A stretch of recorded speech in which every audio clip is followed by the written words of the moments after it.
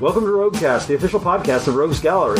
We'll talk comics for the week, as well as whatever news is on our pop cultural radar. I'm Randy. I'm Nick. This is Dave. And now, on with the show.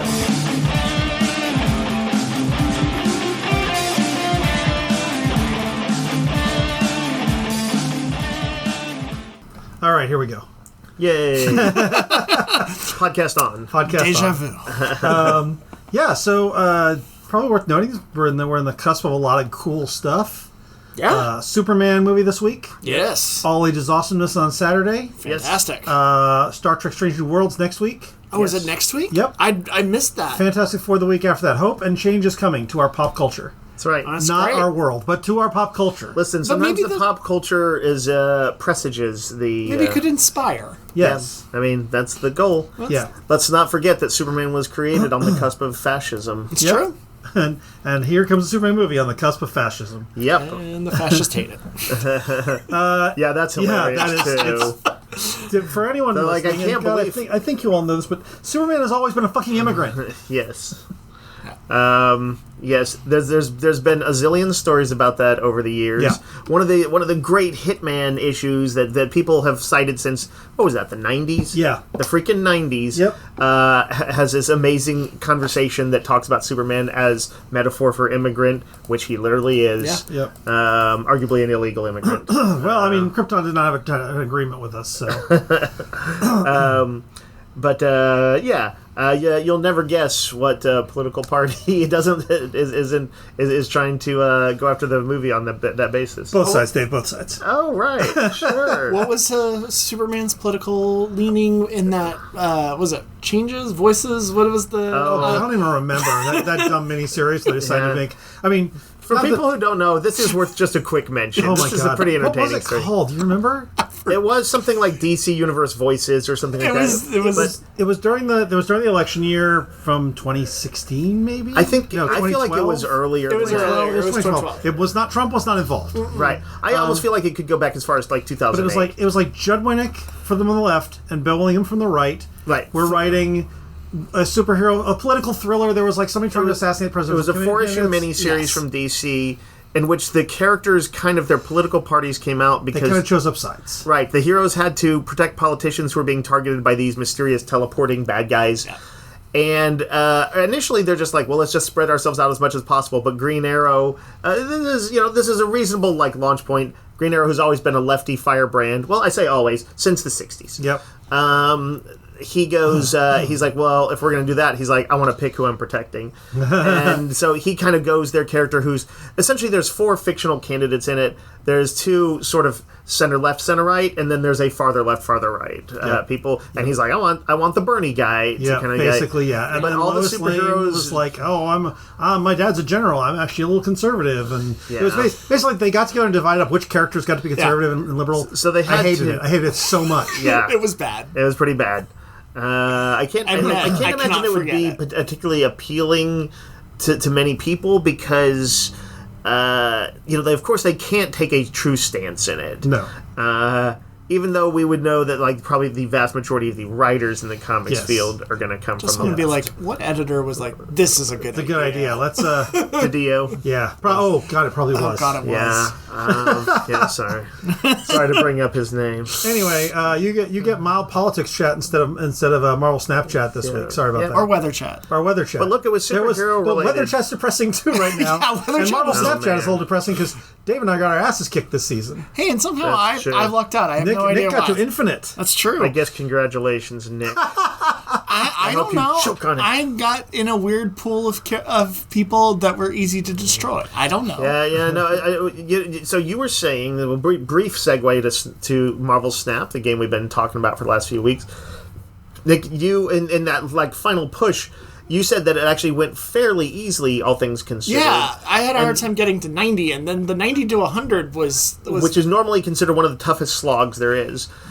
The highest I ever got, at one point I got up to 97, and I took for granted that I was like, oh, I'm going to easily get to 100. I never have.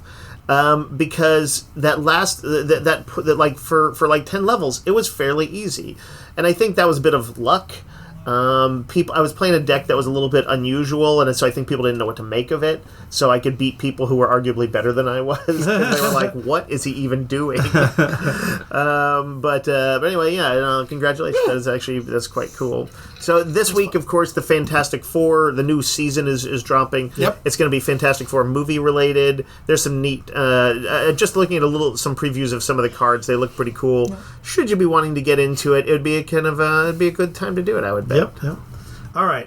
As I noted above, All Ages Awesomeness is coming this weekend, this Saturday. Yes. We will have 4 different artists here doing sketches for kids from 12 to 5. Yep. You can see the illustration. Andy Rutten, our sort of guest of honor from out of town, he drew us an owlbear in the style of Owlie, which is very adorable, and you can find that on our website and our Facebook page. Amazing, yeah. Yep. I can't wait till we get some, stickers, magnets, whatever we end up doing. We will have stickers this week. Actually, Yeah. there will be stickers on Saturday. So cool. Yeah. His coloring on it was really good. It's really great. It's And it very includes- beautifully gray and fluffy owlbear. And it includes like Wormy. And a Yep, couple. Ollie and his cast of buddies are hanging out on top of the owlbear. Yep. That's awesome. Yep. We are also prepping for T-Fest, which is the new board game, role-playing game convention coming up in August here in. I think it's in Round Rock I think it's in Pflugerville. Pflugerville. What does that stand for? Tabletop Fest? It's got to be, right? Yes, probably. Or Testosterone? Testosterone Fest. Hey, bro, you want to play some Catan?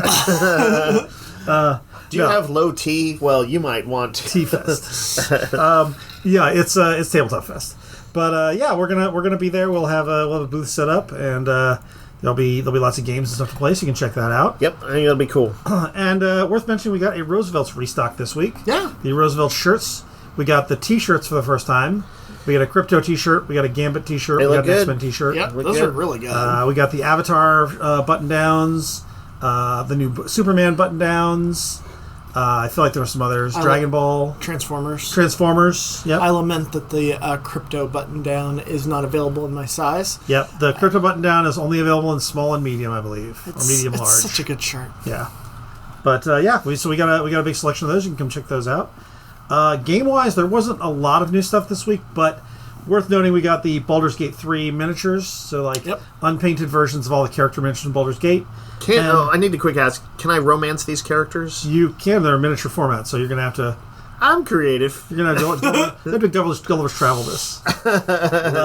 In you go. And then the other notable release, we got Star Wars Unlimited Legends of the Force, which is the fourth set in the Star Wars Unlimited card game, and it's been doing pretty well. It's got Balin and Ahsoka from the Ahsoka show. It's a Jedi-centric set. It's got the Witch of Force, Witch of Dathomir. It seems like specifically Ahsoka focused. But I believe Grogu Yoda's is in also there. in there. Yep. Mandalorian. Do we I think it is sort of the Star Wars TV set. Yeah. Okay. Do we still have everything like carbonite boosters? Still have everything. Nice. Yep. Okay. Cool. There's a Qui-Gon starter and a Darth Maul starter. So yeah, If you need to reenact that battle. if you need to reenact that battle. You have to tear your Darth Maul card in half. And then attach chicken leg card to it. And have that around for at least a few years. All right, it is a really good week for comics. It is. It's a pretty big week for comics. Let's get into it. The thing that I think is all three of our picks this week.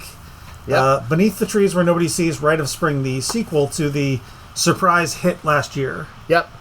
So Beneath the Trees Where Nobody Sees, great title, was the thing last year, and we talked about it a million times. So I'll give just the briefest reminder. It was a serial killer comic, but drawn in this beautiful watercolors that looked like, I would say, are really closer to like the Wind in the Willows illustrations. But also like Richard Scarry's. Richard Scarry, a little bit of Winnie the Pooh. Yeah. They were all anthropomorphic characters, and it was about this cozy little small town where the lady who ran the hardware store was in fact secretly a serial killer who would go into the big city to kill. Yep. And ended up having to deal with a out-of-town serial killer that took up their trade in her town. And she was like, well, this person could bring heat down on me. This person is riling up the town. She's like, doesn't follow my rules. And it was great. Both superbly written, beautifully drawn, weird because of the visual style. Yeah, but like, had it just been drawn realistically, it still would have been a good story. Yeah. And I'm not completely sure that he could pull off returning to it. I wasn't either. And But I mean, do we he's want to definitely go ahead and say what's kind of notable about this? a little bit. But I mean, before that, Horvath is kind of. He did the one shot about the eat the rich kind of, or about rich versus other rich to really kill. interesting story, and it was an interesting story. So it definitely seems like he's got some gas in the tank, right? Not a one hit wonder. No, this is a really good idea for a sequel. We can say what the basic premise is, which is that one of the victims, his sister, is like 15 years later looking for him. Yep, and this was so in the first issue. Lest you think that the you see the first kill she makes when she goes into town. Not her literal first kill, but her first kill of the season, I guess. Yes.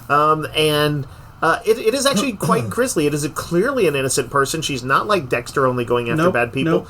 And although throughout the rest of the comic we're kind of rooting for her because her story is centered and the other killer seems like more careless and maybe more depraved. But she is a serial killer. She is a serial killer. And but the sister of that first victim has not given up on him. He's essentially a missing person to her. That's what it's been for 8 years.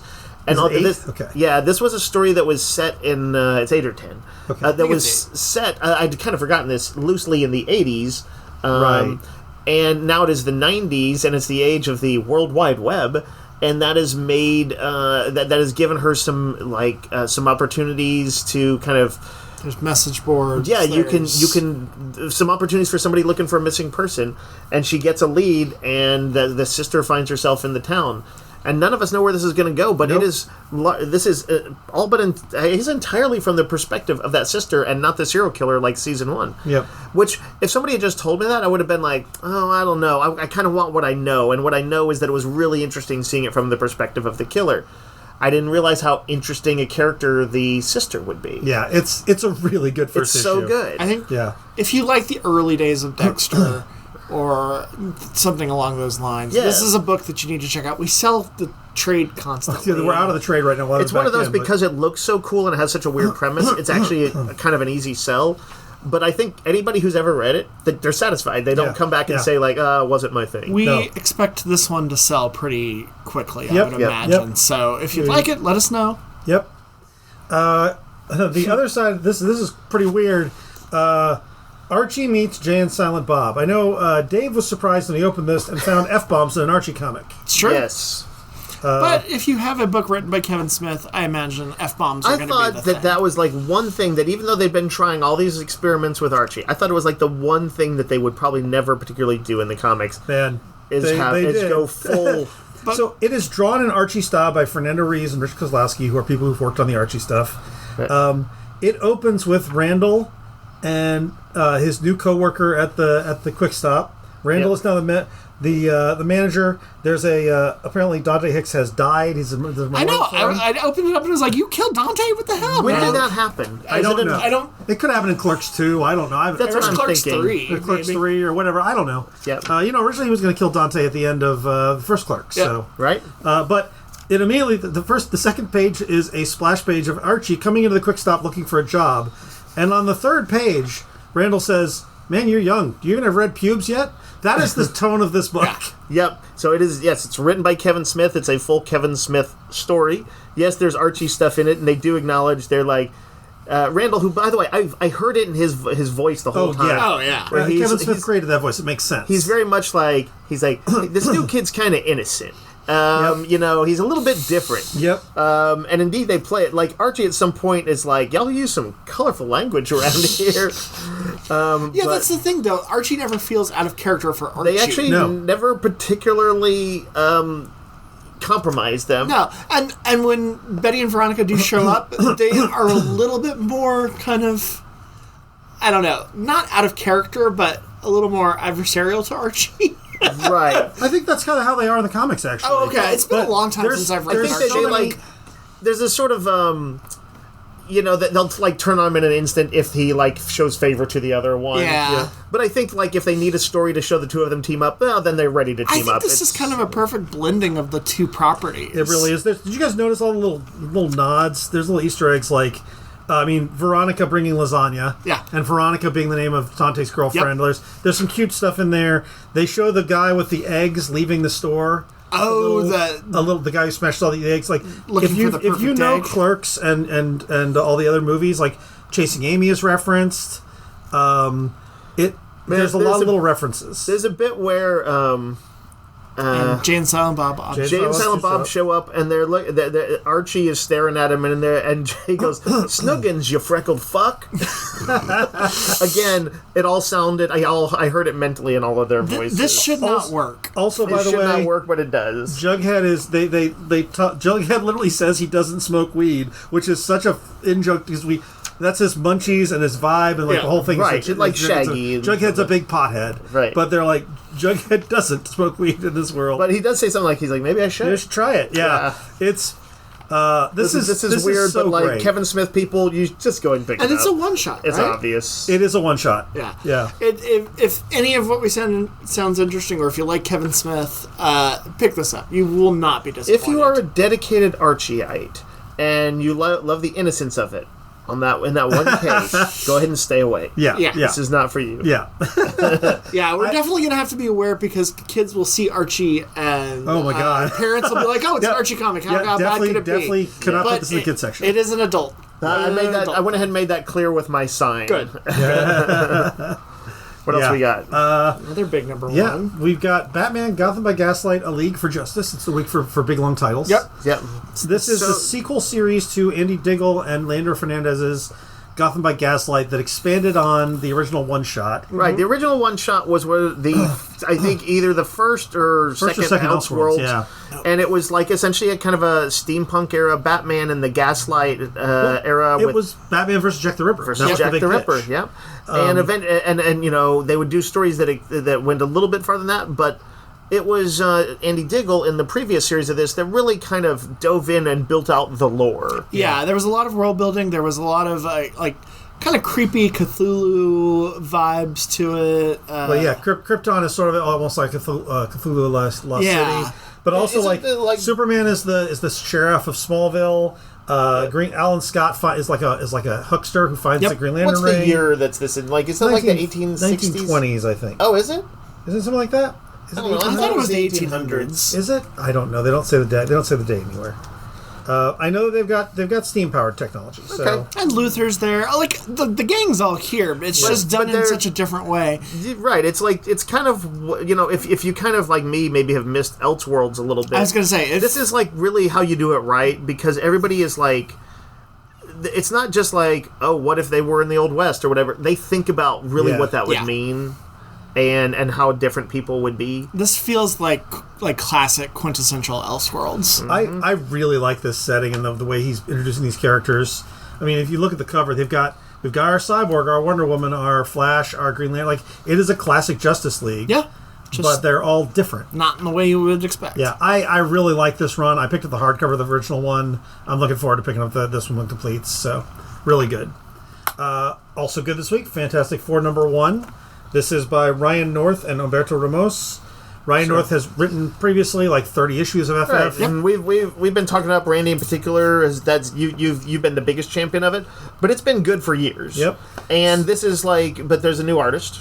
With Humberto Ramos. Yep. Kind of with the bigger action style, I'd say on there. Are you guys fans of Ramos? Yes and no. I don't usually like him. I was worried about him on this. I think he does a great job here. Yeah, I thought it felt really good. It was I'm good also stuff kind of a yes and no. I feel like he's the best fit on Spider-Man. Yeah. But it is kind of weird because he's slightly cartoony, and so when you do serious scenes with him, I'm like, can his characters carry that? And it's sometimes I'm not sure. This is a really good work for me. I think this is a good fit because, I think Fantastic Four, one of the issues I had with Ryan North's previous run had less to do with the writing and more that I want like a bigger than life artist. I feel like FF in particular kind of needs that, and he does bring that to the table. Once again, though, the story is kind of what I have to say is maybe the biggest lure here. Yeah, they've just come together from an arc where Doom took away Thing's powers. Their powers were all fading. They got all their powers back. They're going to confront Emperor Doom, and he scatters them in time.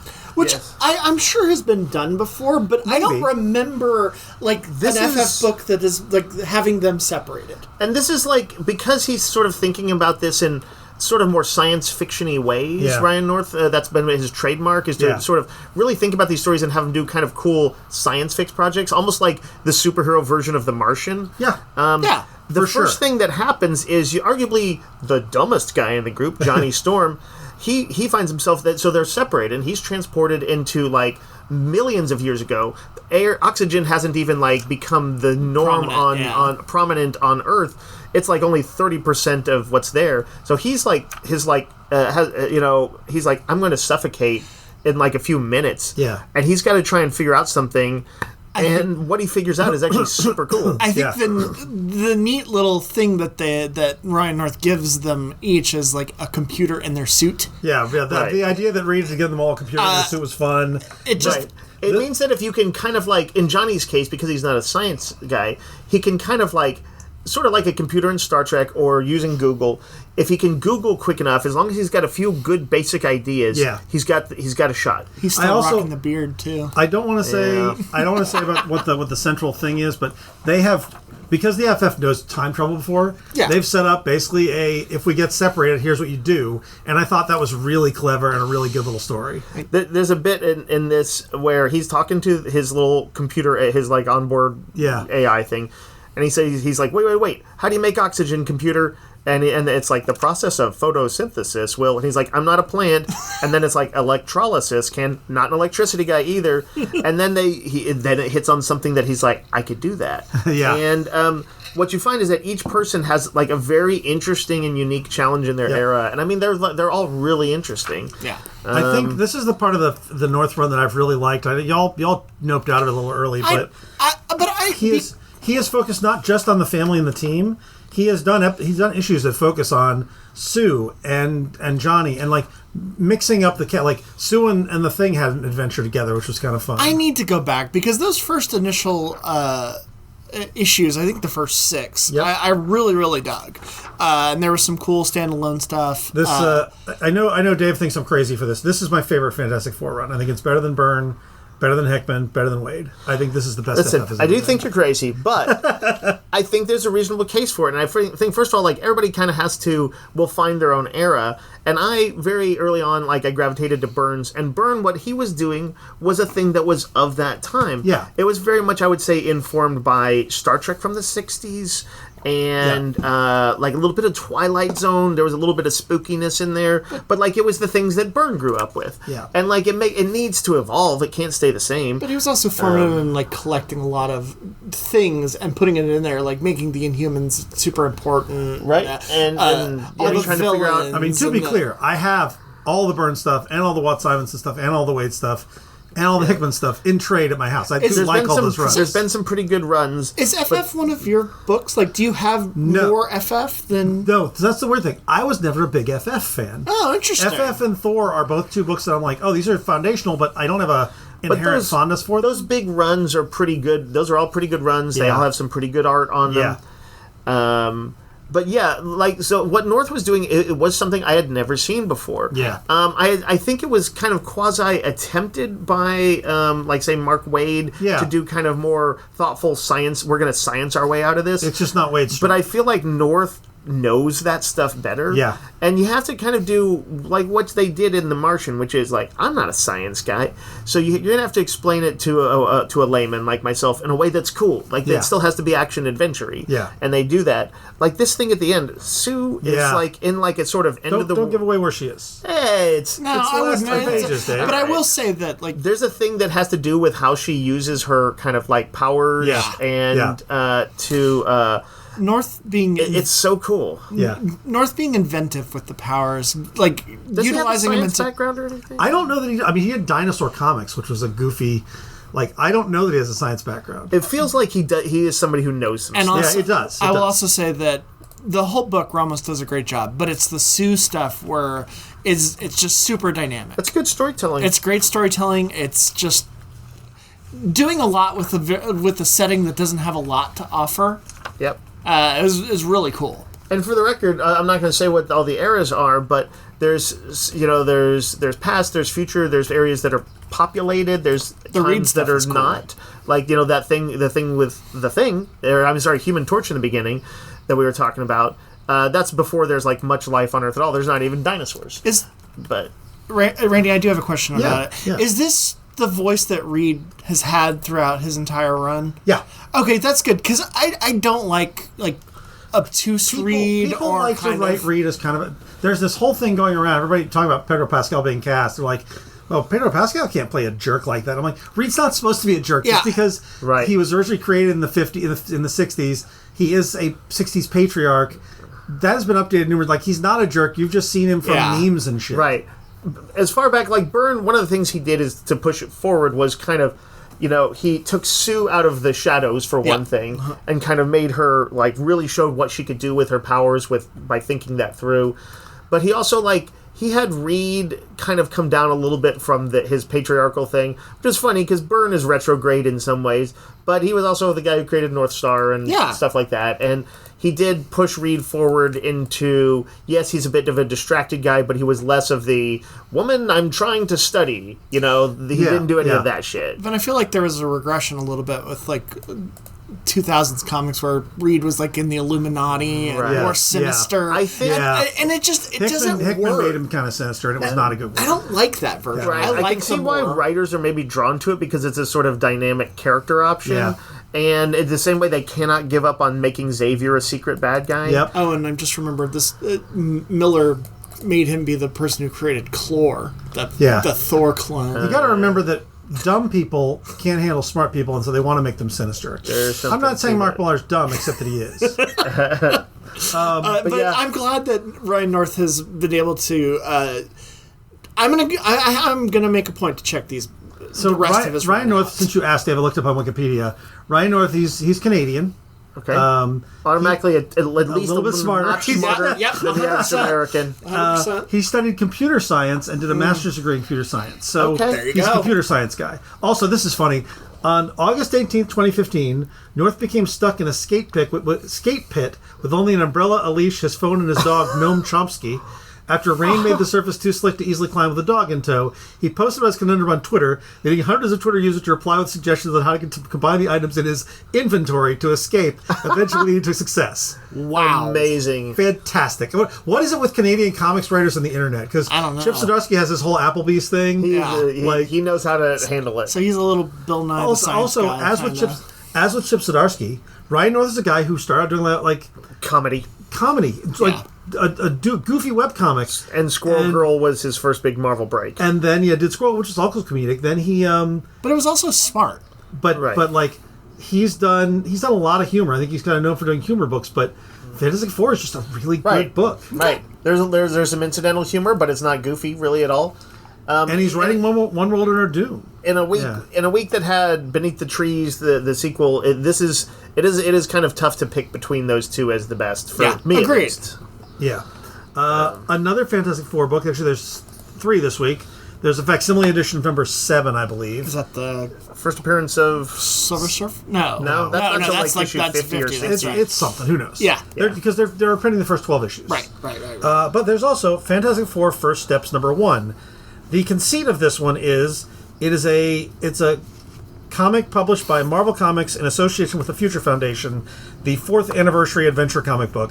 It is the 4th year of the Fantastic Four existing, and this is a comic that is for all their fans to see how things happen. It is an in-world comic. Yeah. It is this exact thing exists in the MCU in this way. Although not the MCU, it's Fantastic Four's multiverse. Whatever version. Yes, if you were reading it, you would be reading the same thing that somebody in the Fantastic Four movie would read that had been put out. I like a lot of the interstitials in here that kind of go do interviews and little nods and stuff like that. Yeah, there's interview quotes from various interviews of them. You can tell these guys in this world are going to be celebrities. Yes, and it is a retelling of their first issue through the MCU lens. So you got the Mole Man, you got the accident that takes them up in space, which seems clear to me they're not going to do that in the movie. They'll probably touch on it, but do it here so that you get the introduction to these characters.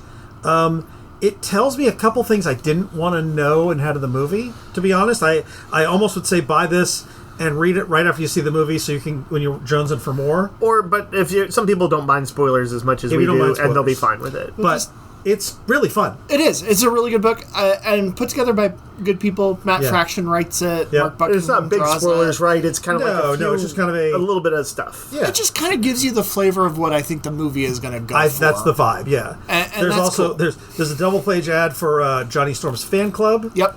There's a one page ad for the Fantastic Car. Yep. I thought that was a great house Yep. ad, kind of. There's a 2-page School of Science newsletter interview with Reed Richards. It is definitely it's supposed to be an artifact of the time. Yeah, I think it's really cool, and if this sounds neat, pick it up, go see the movie, then read it, or vice versa. I don't think it's going to spoil it. No, it doesn't really spoil anything. Dave decided not to read it until after he's seen the movie. I kind of wish I'd done the same, but it is a really good read. Yeah. Depends how sensitive you are to spoilers. I kind of wish I could erase the trailers from my mind so I wouldn't know anything going in. Although I haven't seen one in a bit, and I have a bad memory. Yeah. So I will be going in pretty cold, which is good. I'm sure they'll show something in front of Superman. They'll put a trailer in front of the Fantastic Four movie for the Fantastic Four movie. Draft House sometimes does that. That is true. Marvel Swimsuit Special. This has not been done since the 90s, I believe. Correct. I liked this. Did you? I did. It was silly, I actually but liked it quite a bit. So it's written by Tim Seeley and Tony Fleecs, who did Stray. And Tim Seeley's written a bunch of stuff. Written a ton of stuff. Yeah. Right, Hack but like Slash. Hack Slash was the big one, and what's his horror thing that he did? Revival. Revival. And then there was one of the Money Shots. Yeah, His- Oh, Money this is Shot. sci-fi stuff. yeah, his sci-fi porn comic. He's a good guy to get something a little off spicy. the beaten path. I was surprised that this had a story in it. Yeah, It it is is- not just a bunch of. It's not just pinups. It's a tongue-in-cheek framing story, but it essentially there's a like Roxxon, they're the creepy oil corporation in Marvel Universe, is doing like an AI swimsuit issue. Yeah, and it's And like Wasp taking is their like, what is this likenesses, crap? and Janet Van Dyne decides to Beat them at their own game. counterpoint it with their own thing. Yep. So she kind of goes around sort of recruiting from different teams and heroes and asking them to participate. And it's all done sort of tongue-in-cheek. This is not a super serious story. They're good little moments that kind of give like some great flavor. Each one has some fun stuff as the characters are like talk about why they will or don't want to like I like seeing Wonder Man utilized. It's true. But they also like, she's like, will you do this thing? And like, some of them are like, the thing's like, yeah, sure, I'll do it. Yeah. or whatever. And, but then sometimes there's somebody, like, they go to Cloak and Dagger, and Cloak and Dagger are like, we're not going to be exploited or whatever. Yeah. They're like, but they would consider doing it, basically it kind of shows, I think part of this is that it was all consensual, like, that it's not like, Agreed. just like, hey, we're just here to ogle them. They're like, oh, they're kind of doing it because it's fun and like a counter, almost like a charitable thing. And then they show, but after each little segment, they show the pinups that kind of come from that. There are a couple of pinups specifically. I actually think the Cloak and Dagger one was amazing. The Cloak and Dagger is amazing. I love the Reed and Sue. The Spidey and Black Cat is good. The Reed and Sue is great. It is a... I think the Iron Fist, Power Man Iron Fist is my favorite of the pinups. It's pretty great. The Deadpool ones are a lot of fun. The Captain Marvel one is good. This is a classic visual homage. What was it? Thing? Coppertone. Yeah, Coppertone famously had the dog that's pulling at the lady's bikini bottom or whatever. It's Jeff. It's Jeff the Land Shark doing it with Elsa. Elsa Bloodstone. Yeah. But you're right. The Cloak and Dagger is who's drawing that? Because it's David superb. Marquez. Yeah, that's superb. Whose name will come up again in some other. I was comics also today. amused. Yes, their final recruit is hilarious. Yeah. No spoilers on that one. Yeah, we is don't that want to spoil Gamora? it. Yeah, and that's Mirka Andolfo. By the way, the Final Recruit is also a nod to one of the infamous pinups in the original. Oh yeah, That's no. true. Yeah. Oh, I hit the Power Man Iron Fist. You're right, Randy. That's a great. good one. It's a great I like one, yeah. Danny with the scraggly beard and mustache. It's Yep. a new look for him. Yeah, in addition to, these are all kind of some fun, sexy pictures. They usually do seem to kind of do a little bit of thinking about, what would this person be doing? So for instance, I noticed She-Hulk is lounging on those, little inflatables, but she has duct tape 3 of them together because she's so tall. That's a nice little It's touch. great. It's actually very clever. If I had a complaint, my only complaint is I didn't really want a story. I wanted more pinups. Yeah, I get that. What I think is I had the pinup specials from back in the day. Yep. I think this is actually close to the same number, and all they have done is like they've dropped the mock ads that were in those. Yeah. you're probably right. In favor, which would be for they had cars and things like that, or Iron Man promoting computers or whatever, in favor of this framing story. This also has a ton of really good variant covers. Oh yeah, we've gotten. They are fantastic. Yeah. So it is a little different from the one you're going to remember. It's not magazine sized, or that is to say, but also magazines have stopped being magazine sized. But I definitely think if you sometimes. have some nostalgia for it, or just you should pick this one up. Even if you were like, oh, I kind of wanted more pin like Randy, and I could have used some more pinups in it too. Agreed. But even if you slightly don't like that there's too many story pages, I would say to pick it up anyway, so that Marvel does another one next year, maybe with a little bit more pinup. I saw Tony Fleeks kind of posting, super happy that he was able to get to do this with J. Scott Campbell doing covers. It was Anybody nice to who see was him like excited. a '90s kid and knows this is sort of a fun thing, and honestly, as weird as it is to say for something that could be kind of very, I don't know, kind of creepy. It was always very equal opportunity from Marvel. Yeah. Lots of, girls in bikinis, but guys in Speedos too, and all that. And I feel like this continues that tradition. It's fun and sexy and not creepy sexy. Correct. They do mention in the back there's an ad that says, hey, pick up the Marvel that says, if you want to see the return, make sure and check your local comic shop for the original Marvel swimsuit specials. These have not, as far as I know, been solicited. I don't know if this is because if they were, we would have gotten them. Some people have back issues of it, but I don't even think that's true. So maybe they are going to reprint them. They just haven't yet. But I kind of hope they do. It's weird to put the ad in and not have told us, hey, we're going to make these again. If they put out especially if it was like a slightly oversized graphic novel. The Treasury edition? Yeah, the Treasury edition. I'd probably pick it up. I don't know where Mike. There's only they made about There's 5 or 6 5, of them back in the day. I And think if they collected them all, that'd be great. They should do that. I don't think they're But going just to. FYI, their ad makes it sound like it's out or something. Yeah, it's a bad ad. Yeah. It is not. I think I have maybe 2 or 3 of these. I don't think I had all 5. I had the Horny 90s Dave was all over it. I think I had the Hildebrandt cover. Oh, okay. Remember that? I have the original one and the one with Storm on it. I don't know if I have any of the rest of them. And I have the one with Rogue. And I have no idea where they are. No, They're somewhere God, in my no. house, but I would buy a trade of those. There's some good art in there. Also, the character sketches from the Marvel Rivals. I guess also fun. They're going to do skins that are swimsuit skins. I love that they did the Punisher on. Oh my god! It is only because I don't play video games as much anymore that I haven't downloaded Rivals. It seems like it's Overwatch with Marvel, which should be right up my alley. Yeah, 100%. But I Also, I thought their Thor was pretty good. Anymore. Yeah, the Thor one. The Thor one is fun. Like Maui. Yeah, the Thor one's Yeah, great. they gave him the tattoos like Maui has. Yeah. And he's got like a little Thor necklace too. Yeah. I noticed. It's a cool look. Oh, look at his little travel bag has like some little plushies in it or whatever of Loki and That's awesome. I can't tell, is that Heimdall? I couldn't quite tell on that. know. But anyway, maybe it's Hela. I think it might be Hela. But anyway, yeah, that's fun. There's another. It's Jeff. This is called Infinity Paws. Speaking of Jeff the Land Shark, Jeff messing around with the Infinity Stones. I think this is another one that might have been digital originally. I think I'm not it was. sure, but there's a whole cast list in the opening where in addition to the ones you know, Lucky the Pizza Dog, Throg, Jeff the Land Shark, Chewie the Flurkin, Cosmo, Lockheed. There's also apparently Iron Man has a cat named Dr. Shapiro.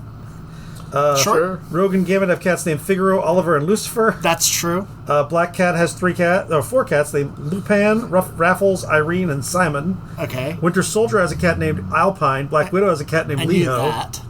And Ghost Rider has a cat named Cole.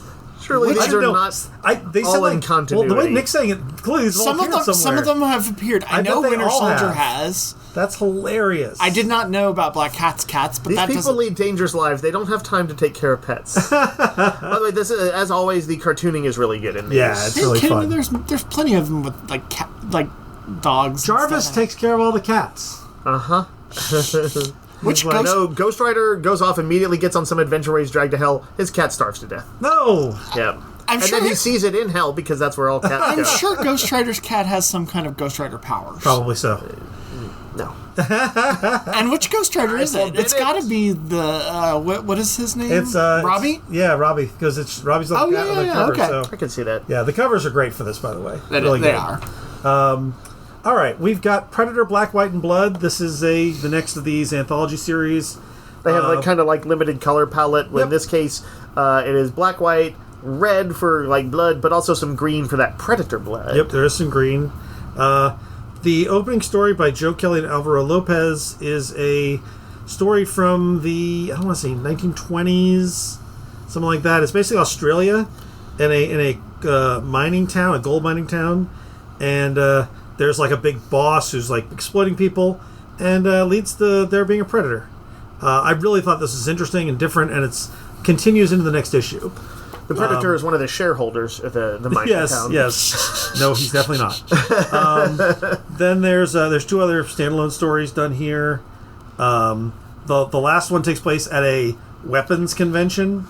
A lot of weekend warriors, and the Predator goes in after him. It is very satisfying. That is actually a pretty clever premise. Yeah. A ton of fun. I really liked this. I was not expecting it to particularly speak to me. I'm only a mild Predator fan, but it's a really fun first issue. Over in the world of... one thing we should mention from DC, I forgot about this because it's oversized. Superman Treasury 2025 Hero for All. It's a big, giant, treasury-sized, by Dan Jurgens, artist Bruno Redondo, who you might know from Nightwing, who is really, I think, one of the best artists working at DC. Yeah, I'd put him in, like, he's in the top 5, no doubt. This is a one-shot for people who come in like, hey, I just saw a Superman movie, you have any Superman stuff? This is something we can sell to people. It's sort of slightly out of continuity. It's in Jurgens' like, the continuity Jurgens knew from, like, Rebirth, I would say. Yeah, it kind of makes sense. But it is definitely a focus on Superman and what makes him unique. Yep. But it also guest stars a lot of Justice League. It has a couple of his big villains. Lex Luthor's in there. And it just has a lovingly drawn version of Superman of the DC Universe. The size, the Treasury size, just really sells the artwork. It's gorgeous. As big as Superman's legend. If you're an art person, you're going to want to pick this one up. We've got the Unchosen #1. Austinite David Marquez is writing and drawing his own image book. And I really like this first issue. I did too. Yeah, I did. I thought it was an interesting new world to kind of get lost in. There are superpowers, but it's not a superhero book. It's apparently going to be a little post-apocalyptic. Yep. It's not quite giving away the first issue is a lot of like here's some vibes, here's some things going on, but you don't know what's going on. It focuses on a group of people, mysterious. And specifically a young girl who seems to have some sort of... Hasn't quite manifested her magical powers yet. But maybe she has in kind of a disturbing way. Yeah. And the people who are kind of take charge of her to help her, and the people who are against her. It was... We've seen these types of things done before, but I think Marquez found an interesting voice to put it all in. And his artwork is gorgeous, and the way his action is really good. Really, really good. Yep.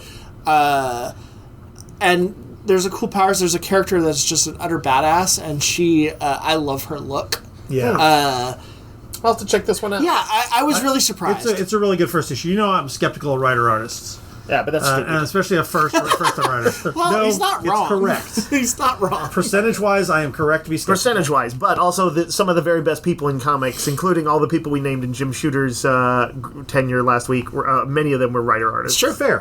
When it works, it really works. When it doesn't, it really doesn't. I'll agree with that. So I'm always skeptical. Okay. And I'm glad when someone can pay it off like Marquez. I agree. Mad Cave has a book called Wild Animals. This is Ed Brisson and Andy Kuhn, who we haven't seen in a while. Right, he was Fire Breather back in the day. That's right, I'd forgotten. Really good-looking book. This is a crime book about a guy who's maybe 20-something now. His life fell apart when his dad, who's a cop, reported on some corrupt cops. Some corrupt cops basically broke in and killed his dad and made he and his mom go on witness protection. And now he's like in this small town, and things are sort of coming around for him, and he may seek revenge on the cops who ruined his life. It's like a realistic crime thriller kind of thing. Yep. I was trying to remember what tradition. What Ed Brisson wrote that I was like, I remember him from that. He's done a bunch of stuff. Oh, he did the Bullseye miniseries from 2017. Yeah. Okay. Yeah, he's done a lot of stuff for Marvel, honestly. Yeah. Cool. I'll have to check this out. We've got Legendary Comics does Return to Skull Island, which is the Skull Island anime that was on Netflix. I was looking it up, and it seems like it's kind of decently regarded. Like, people liked it. But basically, yeah, it's a kid and his dad who are stuck on Skull Island, along with their expedition. It's a lot I feel like I'm stuck on Skull Island. I think I'd rather be stuck on Skull Island than be where we are. At least then I know the monsters. Although I have not read this, I will say Kong of Skull Island is a very fun movie to me. Its particular dark sense of humor and the fact that so many people are expendable in it and get iced by either Kong or the other monsters on there. Plus, also, it has one of those great 70s soundtracks because it's set in that Vietnam type era. Yep. Very fun movie. Good stuff. We've got Darkstalkers times Street Fighter Blood Throne. That's Darkstalkers X Street Fighter. I know one of those properties. Yeah, me too. I know Street Fighter. I'm not super familiar with Darkstalkers, so I wasn't like. But we know it's been around since the 90s, right? I mean, it's like a sort of kind of horror movie characters by way of anime. I mean, I played Marvel vs. Capcom like crazy, game. And I always used Morgan and a couple of the other characters, but I never knew. I don't think this is the them. first crossover they've it's done not. with this. They've definitely done this before. Just the latest. But if you're there's an audience for this, you probably know if you're one of them. I'm not in it. Yeah, but I thought the art was really good. It is. It's very nice. It's Udon Studios. Hello, Darkness number 12. This is the anthology book that Boom does. That is sort of their EC Comics. A lot of horror stuff. Yeah. Worth noting that this issue has a Chuck Tingle story. If you don't know who Chuck Tingle is, look him up. Look him up. Yep. I think that the thing that I have learned in following him online is that he started with his sort of tongue-in-cheek erotica books. Yep. And made his name off of those and some money. Has moved on to horror, but also the personality behind him is really cool. I really like what he has to say. I'm gonna say I don't know much about him, so I should check out. Some stuff. I would recommend honestly following him. He is an interesting person who's neurodivergent, but very highly empathetic, thoughtful. Despite the kind of wild, raunchy books that he writes, he's got a great sense of humor, but he's actually very sincere and intelligent. I think he's worth following. Also worth noting, I guess, in every issue of this, James Tynion is doing Something Is Killing the Children story. Yep. There's it's a few pages every time. Yep, which is really cool. There's also Robert Hack, who's a really good artist that does a story in here. It's a good little anthology. That's Hello Darkness. Yep. Other number ones this week: Toxic Avenger number 1, which is an ongoing series. Yep. And Planet Death number 1, which is we had a zero. We talked about that. It's sort of military sci-fi. Yeah. Yep. Very, very beautifully drawn. Among the other things out this week, Transformers number 22, which we now know is 2 issues away from a revamp. Yep. We'll talk about that in the news section. No, but creative change, but not like a reboot or anything. Well, no, but I think there's going to be a different direction. For sure. It seems like Daniel Warren Johnson is leading up to a final confrontation. But I think it's still going to be like all the same continuity. Yeah. I say that because I know that people in our industry can be wary of like DC's doing another reboot. Yeah, no. It's not that. It's just that we're probably going to get Daniel Warren Johnson wrapping up his story. Yeah. Which I thought this was an exceptional There's a lot issue. of good stuff that happens in this issue. Yep. Stuff with Doc from G.I. Joe. Yep. And I will say that Jorge Corona it finally feels like he's getting a feel for the book. By the way, I found out from listening to the podcast of our Penguin rep, Comics for You, Jorge Corona is married to another artist who did the work on Crashing with Matt Klein. Oh, okay. And stuff. So it's a 2-artist household. Sure, that's cool. Oh, that is cool. Minor thing, Nick, you were talking about this off mic earlier. There's a good, darkly funny scene with 2 of the big big brutes, Bruticus and Devastator. Yes. In the style of Legolas and Gimli's takedowns, they're talking about how many humans they've killed. It's very dark. Contest. It's very dark, but while they're doing it. And I love the animosity. It's really good. I love the animosity they have for each other because they want to be the better combiner. Yep. It's just kind of darkly funny. It is darkly funny. Yep. That's something that Daniel Warren Johnson has brought to bear on this one. Mm-hmm. Yep. I think I'm the only one here loving this as much as I am, but Supergirl number 3 is Sophie Campbell's Supergirl series. I'm really digging this. The thing that I got from this is that it's kind of a lighthearted modern Silver Age comic. Yeah, Yeah, it It's got the character development is more than you get in a Silver Age comic. Yeah. And but it sort of was inspired by those, and also I think early Bronze Age comics, the early Bronze Age Supergirl. But it's got a vibe that's kind of unique and different, and the threats are not super high scale, but it's kind of like if you let yourself get drawn into it, it's a lot of fun. Do we have all these issues? I mean, I guess We do. We've all issues 1 and 2 on the story and arc. this is another one of those writer-artists. I think Sophie Campbell does an amazing job of Yeah. both things, evoking... She's kind one of of those ones who Silver Age, kind of always, even from the early days, distinguished herself as someone who could pull it off. Agreed. Yeah. I'm really liking it. Absolute Superman number 9. I think I'm the only one who got a chance to read this week. No, I really liked it. Oh, did you? Okay. Yeah. Yeah, I like this. I'm liking this a lot. We were talking about this off mic that it doesn't feel like Superman in some ways. Right. Which, But I mean, arguably people would be like, that's the point. Yeah, and that is the point, and it works. I think I'm really liking it. Right. But mentally, sometimes I slightly check out of it, and then, I'm starting to read it, and I'm like, oh, yeah, I kind of I sort of wish it was like regular Superman. Yeah. But then I get to it, and I was like, oh, that's really interesting. He did this really cool thing with him, and this is definitely pushing Superman's kind of moral edge to a test. Yeah. In some really interesting ways. There's very interesting takes on Jimmy Olsen and some other Superman characters in it. I assume the characters on the cover, those are the Omega Men, right? Yes, they're taking the Omega Man. And who are I they're did get to resistance that, fighters and I really still. liked the idea of them as resistance fighters. And there's some other Superman or DC lore that of note that makes its way into this. Yep. But there's also a sequence where Superman is has 5 kryptonite bullets in him when this started, and there's a pretty intense sequence where he's trying to deal with it. Yeah. And he's like, I can. They don't have precise enough instruments to kind of poke around in them, but they do have some high tech stuff. And he's like, I can do it myself. Well, but he's like, he can get one of them, and then he's like, I can't do that again. And it's it's kind of cool because there's not one magical solution to the problem, and it's this very intense sequence. I like that Jason Aaron can do so many different voices. Yeah. He's got this one that's a little more dramatic and interesting, where Bug Wars is very kind of metal, and Right. Yeah, Turtles fair. is a different vibe. Yeah. It's And Scrooge McDuck, his Scrooge it comic. kind of just shows that he's a I have jack not of all trades. Kind really seen that in him until lately, and I have to admit he's been doing a pretty good job with it. yeah. Some second issues this week and second parts of storylines. Action Comics 1088, which Yep. is the second part of the Superboy stuff. I liked this quite a bit. Really? Okay. You know what? What I liked about it is that they did the first one so this is a Smallville Superboy comic, right? But it's not going to be just in Smallville. His parents, in fact, give him an okay to go out. I forget, 2 or 3 times. They're like, you can go and do superhero stuff. You just need to be careful about Right. it. You don't want to get too well known, and you can't be too associated with Smallville, or people will figure it out and stuff like that. Yeah. And so there's some fun. Mark Waid comes up with some clever ideas about how that happens as a family and how they decide these things.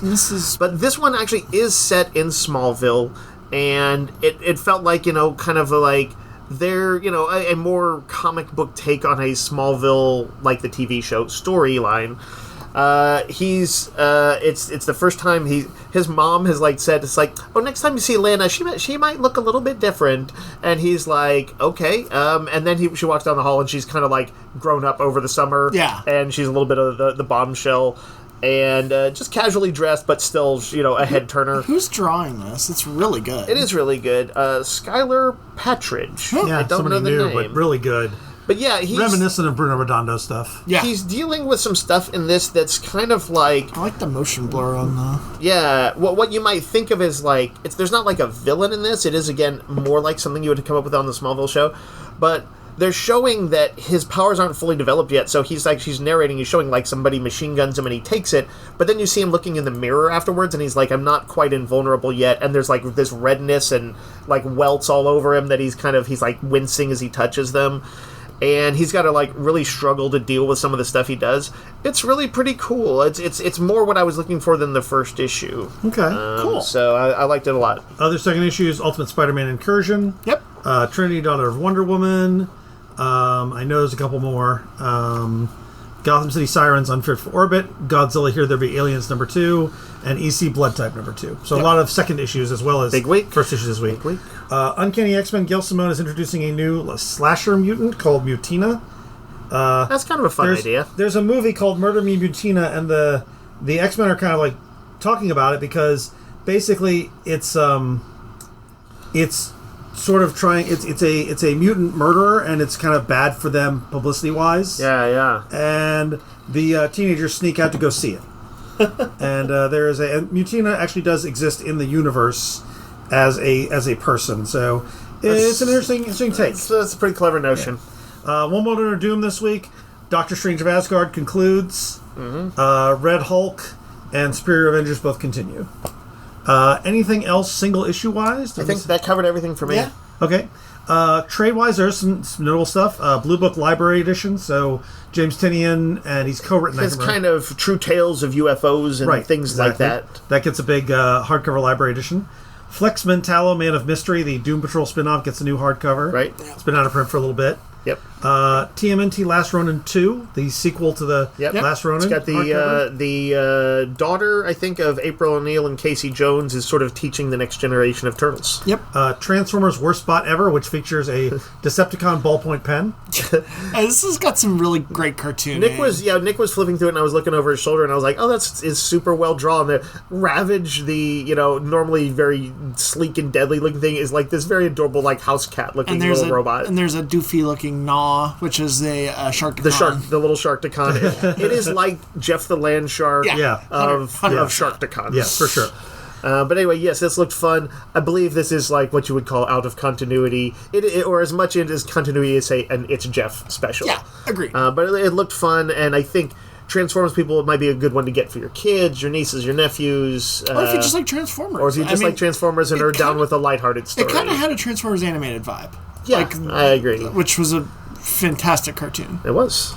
And last but certainly not least, there's a few little golden books this week. Yes. Most notably, an X-Files little golden book.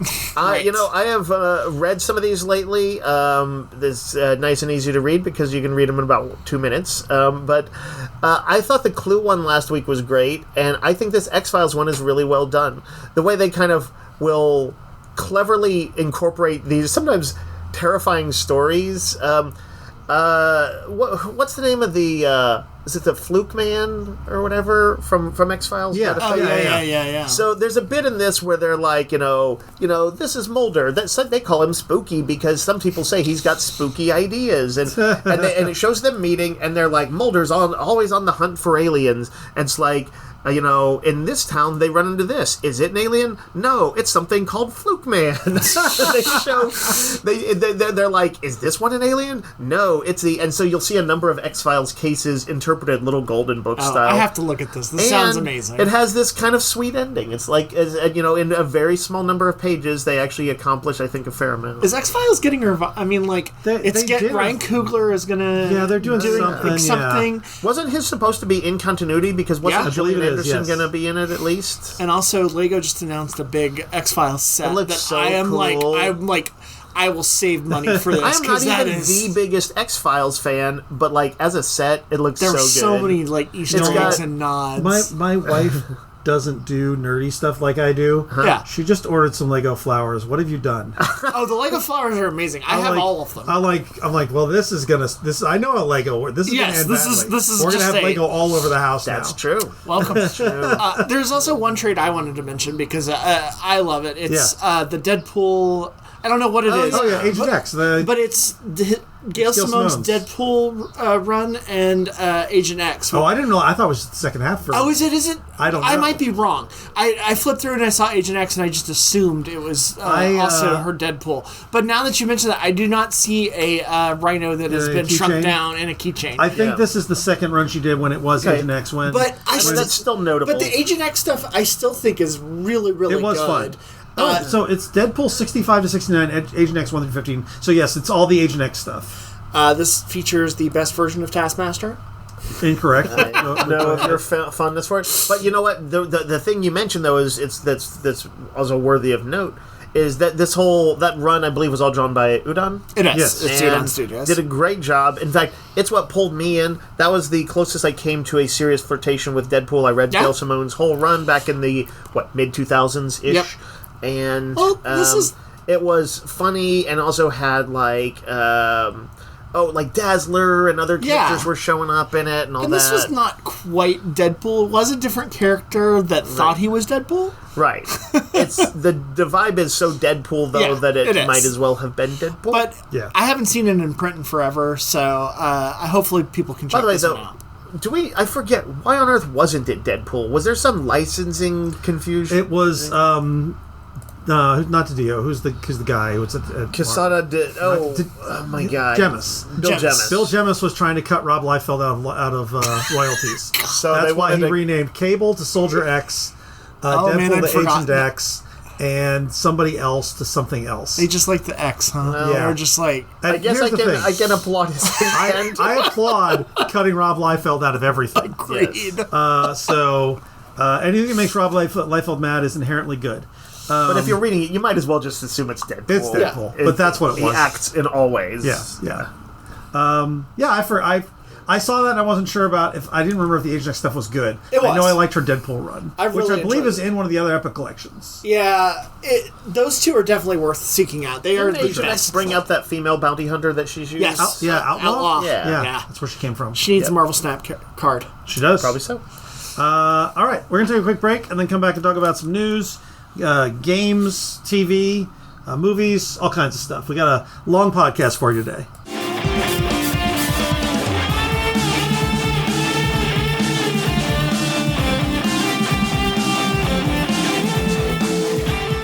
All right, so we actually have time to do news this week. We started early, despite the fact there was a giant comics week. We didn't have any trailers to talk about, so quick bits of news, and then we're going to talk about some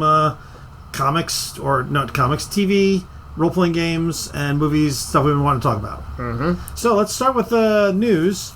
Carla Gugino, who I adore, and Lou Taylor Pullum, who I don't know who that is, I don't know who that is. are going to be in a movie called Winthrop, which is from Knife Point Horror, one of Dave's favorite horror, or maybe Dave's favorite horror podcast. Easily on top of it. Wow. Like Magnus Archives and some of those other ones. Magnus Archives was clearly inspired by it. Okay. But yeah, there is no comparison. I would even say Knife Point Horror has been one of my favorite horror resources of my whole life. Is how good it is. Do you think it makes the black tapes look like a little sissy little golden book? Yes, it does. It absolutely does. Black Tapes was pretty good though. At its best, the ending was very terrible, good, but but very good though. the opening was good. Yeah. Yeah. So I had to actually, this is actually one of those series. Knife Point Horror is a series that I'm always wanting it to be more well known, but also somewhat satisfied that it's a cult series. The creator has been doing it for something like 10 or 15 years now, Crazy. which is Launched in crazy. 2010. Yep. Wow. Yep. And so 15 years, and Who does a podcast for that long? What kind of madman? and he kind of puts out an episode whenever he wants to, so there's no set schedule. That's one of the reasons why it doesn't quite catch on, I think, as big as it could be. But it's for these days, it feels like it's rare for a month to go by that he doesn't do one. And they can be somewhat longer. So he's done stuff as short as 10 or 15 minutes, and as long as an hour and a half. And he kind of lets the story determine how long it needs to be. Mm-hmm. The one that this is based on is one of the longer ones, or it's an hour 10 or something like that. And I had to re-listen to it because I couldn't quite remember which one it was. The story is called Lockbox, and it but there is a character in it named, what is it, Winthrop? Yep. Winthrop. Okay. Yeah. Yep. And he is, I won't say too much because this is probably a lot of people will experience it for the first time through the movie.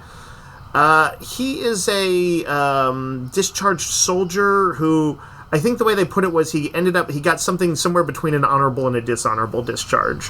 The narrator is going to be the Carla Gugino character. Okay. She is a woman who, at least in the story, if they don't change it up too much, is kind of this thoughtful, sort of churchy lady, actually, who there's this sort of in her extended family, Winthrop is kind of a guy who seems like he's maybe got some mental disability issues, definitely some like PTSD.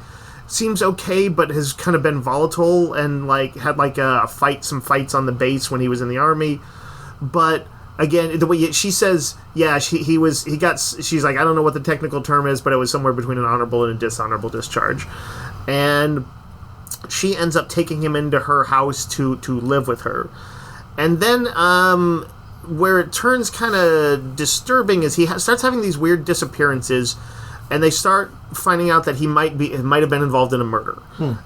He himself begins exhibiting some unusual behavior, and there is like a sense of something supernatural going on. And I don't want to say too much about it because I think kind of seeing where it goes, and which they will probably tweak at least somewhat for the thing, is pretty interesting. But it is the kind of, what I would say is it's a sort of more thoughtful horror story that I would say connects with the kind of stuff Mike Flanagan does. Okay, all right, got my interest. And it's got Carla Gugino, who's been one of his muses, who was in fact she was so good as the almost like emissary of death in. Was it the Edgar Allan Poe one? Yeah, the one I can never remember the name of. House of Usher. House of Usher, yeah. She was Verna, a.k.a. Raven. Yeah, which I did not even think about the whole damn time I was watching this. I didn't either. As obvious as it might Until seem. they put that together, I'm like, oh, yeah, that makes sense. So I did look it up because I was curious. Because I've listened to Knife Point off and on again. The director of this is Daniel Stamm, who is the director of The Last Exorcism. Okay, I like that movie. That's one of my favorite found footage movies. Yeah, it's a really good movie. People should check out. Yeah, but if that's the vibe they're going to go for, they'll bring some element of that. All right, it's really cool. Yeah, my interest. I'm definitely curious.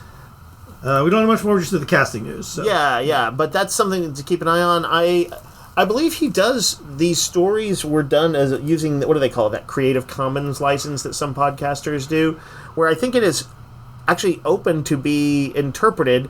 Now, I like to think that the creator got a check out of this, like a healthy check. Right. But I believe his stuff is effectively free use stories. So if some college student wanted to make it, if somebody wanted to make a play of it, I don't think you have to buy rights. I think you just do it. Are there names? Is it Soren Narnia? That really is his stage name, his writer's name. There's a backstory I read on it somewhere.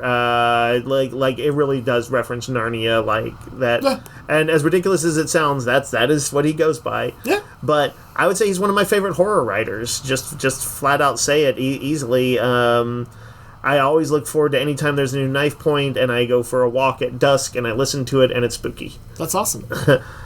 This one, though, I will say is a little bit more on the thoughtful side. Oh, by the way, the way it's done, I think it was an experiment when they did it, is a little bit more like an audio, not like a stage play, but instead of the one main narrator, which is usually Soren himself, it has multiple narrators in this one, including one of his, I think, the best sort of voice actors he has.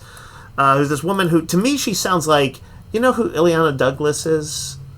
She was in Goodfellas and what was she like the star of? She's had some bigger roles. She was in Cape Fear, but she was in some other stuff. Anyway, to me, it sounds like her.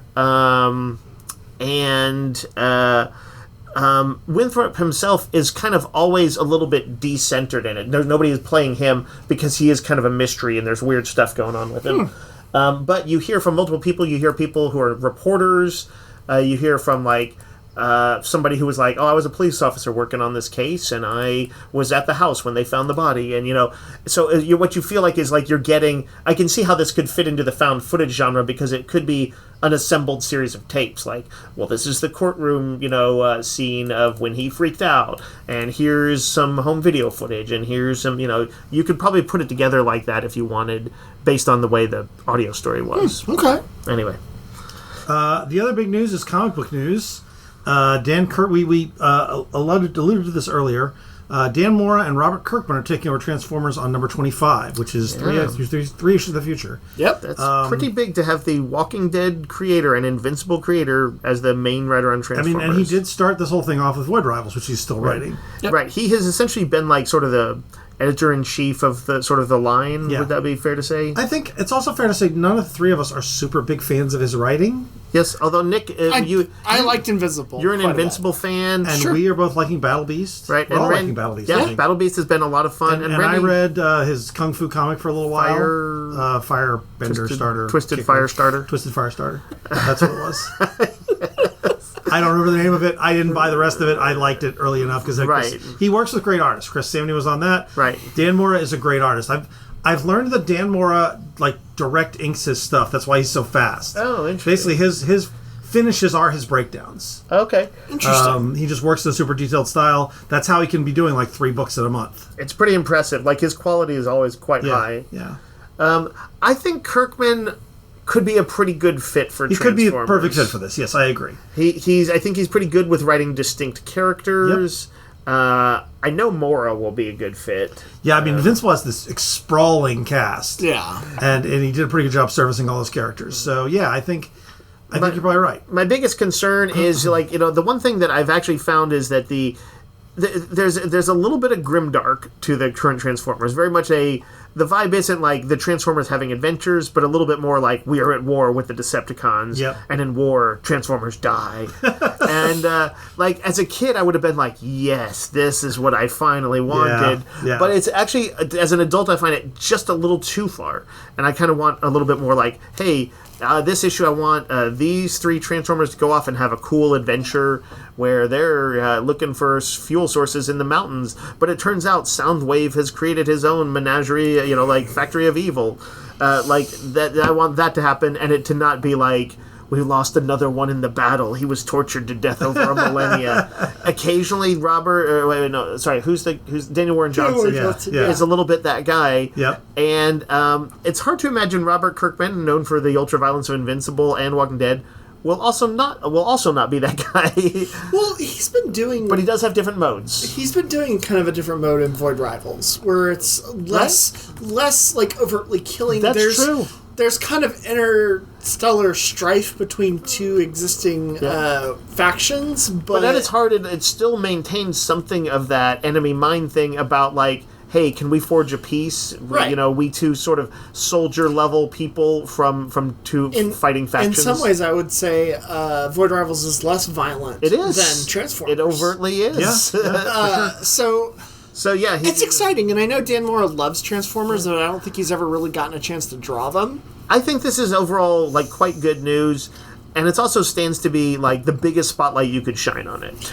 And also, this means that Daniel Warren Johnson gets to go do more of his craziness and possibly come back for a miniseries or he something should do along those that. lines, or maybe come back and draw an arc, which would be amazing. Mm-hmm. I agree. Okay, we're going to do a spoiler warning for Ironheart, the 6-episode series that was done in 2 weeks on Disney+. That's crazy. It is crazy. I have some theories about that. I say it was released in 2 weeks, not filmed in 2 weeks. No, released in 3 episodes. It was filmed across 2 years. They've been waiting forever to release this. It's true. Huh. So, before we talk about the show, I am frustrated that Disney Plus dumped it. No warning, no marketing. 3 episodes at a time. I mean, don't get me wrong. I love getting to watch it in 2 weeks. Yeah. But this thing's burned and gone, and people don't even know about it. Yeah. And it was probably the best thing they've done in a while. Well, you say that, but it is also one of the most streamed things on Disney Plus right now. Was it? Okay. So that's good. I do That's good. think people are finding it. They didn't manage to kill it. That's good. No. Seems like they tried to. I mean, neither here nor there. I don't know if they actively tried to kill it. I don't know. It was a weird way to release Did they decide that They also released it on a holiday weekend kind of thing. So, there are some stuff. in the era we're in, there is a chilling effect from the top down of the person running this country. Yeah. Where anything that features a person of color is targeted as DEI. And I'm sure would be review bombed, and I'm sure it was review bombed and all that stuff. I think it was, but then there were... But I think I can see why even somebody as big as Disney might do it, because sometimes people go this coward's route. Yes, and Disney absolutely has. Yeah. That's my thing. Because the show, set in Chicago, very strong set of place. It's true. Is about a young black woman who's a genius, who falls in with a set of sort of socialist-type criminals. Yep. And are working against big billionaire in tech. Yep. It's all stuff that people are going to review bomb. Yep. But as it turns out, I think this is the most interesting Ironheart story I've read or seen. I agree. Oh, yeah. The 100%. comic version, I think, somewhat ran into the issue that you can find sort of with any struggle, anytime somebody's writing a queer character or person of color, and that person has to sort of do the unfortunate thing of having to stand in for everybody who's in that person. There's also a little white saviorism that she's so tied to Tony Stark. Right. And I like that is eliminated here. Yeah. She got her mentorship from Shuri. Right. Which is a way better thing to do. I thought that was a cool idea. And so what I was going to say is, like, in the comics, I feel like, her character just kind of hasn't been that interesting. Right. Here, she kind of had what I would consider a classic, but updated, Stan Lee character flaw. Oh, for sure, yeah. And I didn't even really consider it that big a flaw, but she's a person who has a little bit of some nebulous morality about some somewhat unimportant things. Like, she is willing to get the funds to try and get noticed, and in her struggle to write a paper for someone, and things like that. Things that are not like, it's like, oh well, she's not a Peter Parker, just or Captain America type. She's not quite as pure as that, but she's not like somebody. There are endless stories of people, Hawkeye in the comics, Ant-Man, who started out as like people who, at the very least, usually stole from people, but sometimes were, like, essentially violent criminals. Yeah. She wasn't that, but, like, I've noticed that there's a pearl-clutching, bad faith argument posting. So she's a criminal? Yeah. But, anyway, this kind of slight edge, this ability to be not so goody-goody is actually what endeared me to her in the first episode. Yep. And I should say, I've not seen all the rest of the episodes. I know we're going to get into some spoiler territory, so that's okay by me. I am definitely going to continue to watch it, though, because I thought that, I was pretty immediately on board it, and I thought the script was notably above average. Really good. Yeah. I was like, this is really good stuff. And her inciting incident, which is the same as the comics, is that her dad and her best friend got shot in a drive-by. Right. Yep.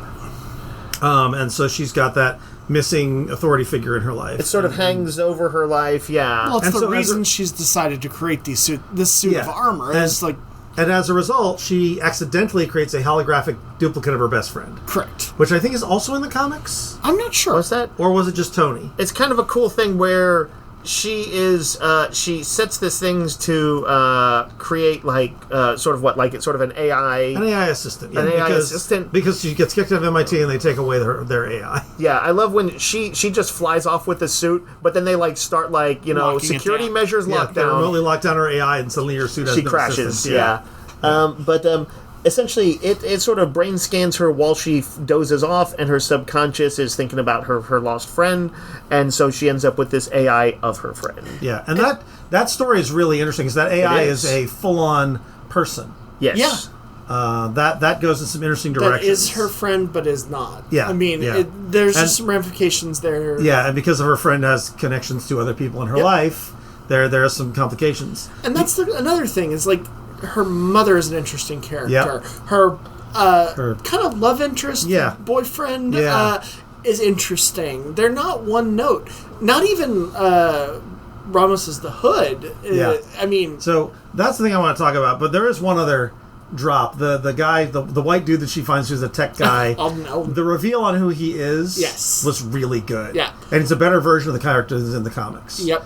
I quite liked that. I liked the way they took him at the end, where he was basically kind of a flunky by accident. Yep. I thought that was really interesting. But the Hood brings in this sort of magic element to this show. It's a weird mix of magic and technology. Yeah. And I didn't expect that, and I think it really works. Yeah.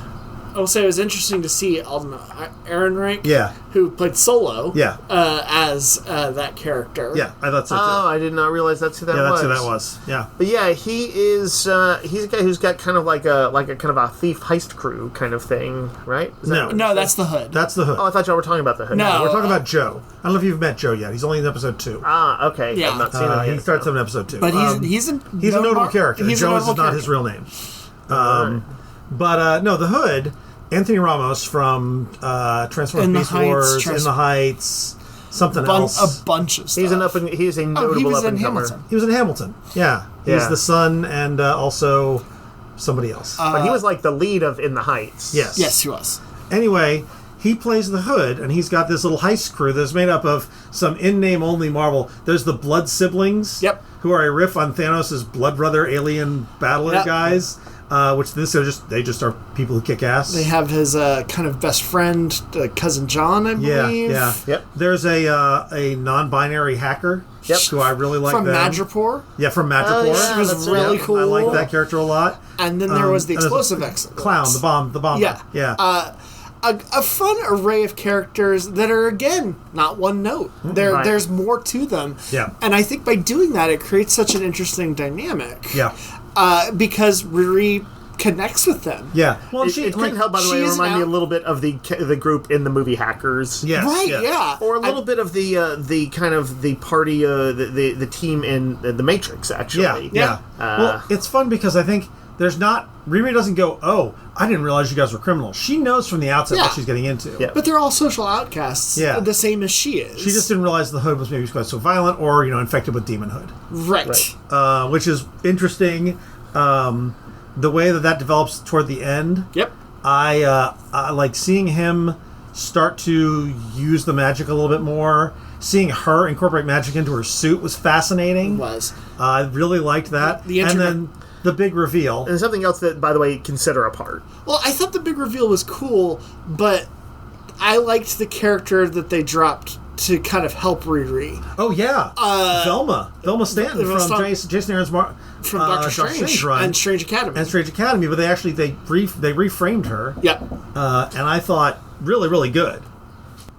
Oh, that is a cool deep dive. I know this character. I didn't know she turned up, but I think that's a cool supporting character to bring in. Well, and she's black, not white. Okay. And she works at her mom's magic shop. Yeah, her mom's a magician as well. She is trained at Carmitage. Yeah, she trained at Carmitage. This is very much like taking some of the structure they built in Doctor Strange and incorporating it here, and seeing the magic and tech world come together is the kind of thing you see in the Marvel comics. You haven't seen as much in the MCU. Well, apparently at some point they were going to do a Strange Academy show, which I did not realize, and now I desperately want. Were they setting that up here? Was that the plan hope, originally? Man, I would love to see it because she's great. She's great. She's one of my favorite characters in this entire show. Yep. The other big reveal, this casting people had already guessed and they were correct. Yep. It's Ali G. Yep. What's his Sacha name? Baron Cohen. Sacha Baron Cohen. Really? He was cast in this a while back. And people were like, oh, I bet he's playing Mephisto. And I thought that was hilarious because everybody's been guessing Mephisto's going to show up for years. Yeah. Well, they finally got it right. He is indeed playing Mephisto. So there's a great runner of the Hood that basically Velma is telling Riri, oh, this cloak came from somewhere from the dark dimension, and clearly he's drawing his powers from Dormammu. Yep. And we know all that, and so they sell that for a little while, but it's not Dormammu. It's Mephisto who gave him the cloak. That's pretty clever. Does he look somewhat like the comic Mephisto? No, he just looks like a dude. Actually, I take that back. He does. Oh, he does have the beard and shit. No, there is a part of the scene where he is drinking something, and then a reflection of his spoon. You see, I see that, but it is full on Mephisto. Oh, I didn't catch that. That's nice, and it's really cool. It's just like this really Easter egg. I had to look it up because I heard about it, and I was like, I'll just look it up online. That's fun. But he plays him well. Basically, it's a diner scene. Him and Riri talking, and him basically offering her the devil's bargain. Nice, and it's well done. And I like the Mephisto. They did it right, and they didn't do what everybody's been guessing at for 100 years. Well, and also, and I think that's more to the point of why this worked so well for me. I had no idea where they were going. Yeah, same. Every single episode brought something new and interesting to the table, and I could never predict it. Yeah. And I thought the emotional beats were good. You know, I'll say this. A lot of Marvel's shows have, I think, been pretty unpredictable. But, when you're watching Falcon Winter Soldier, you kind of know where it's broadly, where the genre beats kind of are. Yeah. This one, it's harder to tell because it's a little bit more of a change-up. Yep. Yeah, for sure. And that's cool. I honestly consider this one of the best Marvel television series at the moment. just from what I watched, I felt like the writing was just above average, and that set it apart. Yeah, and I mean the acting was good too. I mean, it kind of is like in the but same... when you give people good lines, they become better actors, and the story becomes better. Yep. I think my favorite Marvel television shows are probably different than a lot of people's. I think Miss Marvel and She-Hulk are kind of like my go-tos. Those are the best for me. I think those are some very legit choices. And this falls in line with those as just being exceptional. Mm-hmm. Yeah. All right, let's talk about something else heart-related. Okay. Daggerheart. This is the new role-playing game from Darrington Press, the guys who do the Critical Role stuff. Yep. This came out and sold out immediately. It is out everywhere. We have talked to Darrington Press. It is coming back in October. Yeah. So if you want it, go ahead and put a special order for it now. We're going to order soon for an October release. Yes, and it'll help our numbers, and it'll help make sure that you get it. Enough, yeah. We wish we had it now, obviously. Boy, I do. But because we liked it. Yeah, well, we have a friend who ran it for us this weekend. Kind of a one-night test scenario. And you were saying you guys really enjoyed it. I really like this system. I'm not someone who's in the market for a new system particularly. D&D works fine for me. I don't love it for everything, but I wasn't like looking for a new fantasy system. I was looking for a superhero game. But this is probably might supplant D&D for me if it became available. Because the way it works is a little more indie game, but also not quite so rules light. Dave and I differ on this. Yeah. Dave likes a lot lighter rules than I do. I like lighter rules than like really. I don't want crunchy first edition. I want sort of a D&D. Honestly, 4th edition was about perfect for me. Yeah. Well, I ran the 13th Age, which was also a sort of indie D&D, and I liked a number of ideas in that. Yep. And I think they might have even pulled some of the ideas from it. This actually reminded me of it in a lot of ways. But yeah, it has some very here's the standard D&D ideas that everybody's going to recognize is there's ancestries, aka races. Yep. There's classes. There's is there character advancement? Yes, there is. We remember because we started at level 2. Oh, that's right. And there's hit points, and there's kind of somewhat traditional combat, and there's stats that you'll recognize, like agility and things like strength and agility and all that. Yeah. But it has a lot of sort of indie game ideas in it, including the idea that sort of at its core there's a dice roll that you'll do. Yep. That actually uses 2d12s, and a little bit like, say, what's the mechanic in the Star Wars games? But so it's hope and fear are the mechanics here. Yeah. So you have one die representing one, and one die representing the other, meaning that in addition to a success roll, you add them together and you either succeed or fail. You kind of there's broadly a little bit more hope to the action or fear to it. So I want to say this, to spell this out a little bit more. The way it works is you have, as Dave said, 2d12s. Yep. One is your fear, one is your hope. You roll the dice. So you're going to have anywhere from 2 to 24 as a number, plus whatever your modifiers are, plus 2, plus 4, whatever. And then if your fear die is higher, the DM gets a point of fear. If your hope die is higher, whether you succeed or fail, you get a point of hope. You get a total of 6 hope maximum at any given time, and you can spend hope to use aspects of yourself to give a +2 to your roll. So I had started with 2 aspects, and level 2 I got a third one, and I was like pirate, intimidating, and former criminal. Right. And so if I could find a way to spend a hope and give that +2 from my intimidating, that would help with the rolls. Right. Which feels very much like flex and fudge and that kind of right. thing. Yeah. That's my sort of flex is my sort of homebrew system that is derived from Fate. Yep.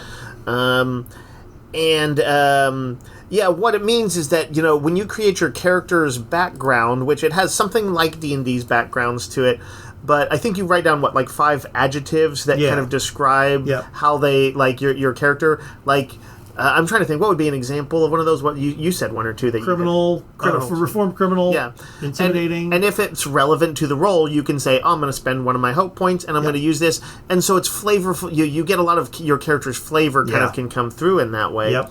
You can also use it to aid. If you can find a reason to aid somebody else's role, you can spend a hope on that. Yep. So it encourages interacting with other players. And there's even just straight up an action called teamwork, or I think. Yeah. And But if you roll with, if the higher number is the fear one, the DM gets like a point, and that kind of allows him to do some little A variety of things he was doing that we don't know because we weren't running the game. right. But oomph a bad guy roll here and there. I'm sure call some reinforcements. Not that you can't. I'm sure do those as a DM anyway. There's a mechanic for it. It makes it easier as a DM too. I'm sure. Right.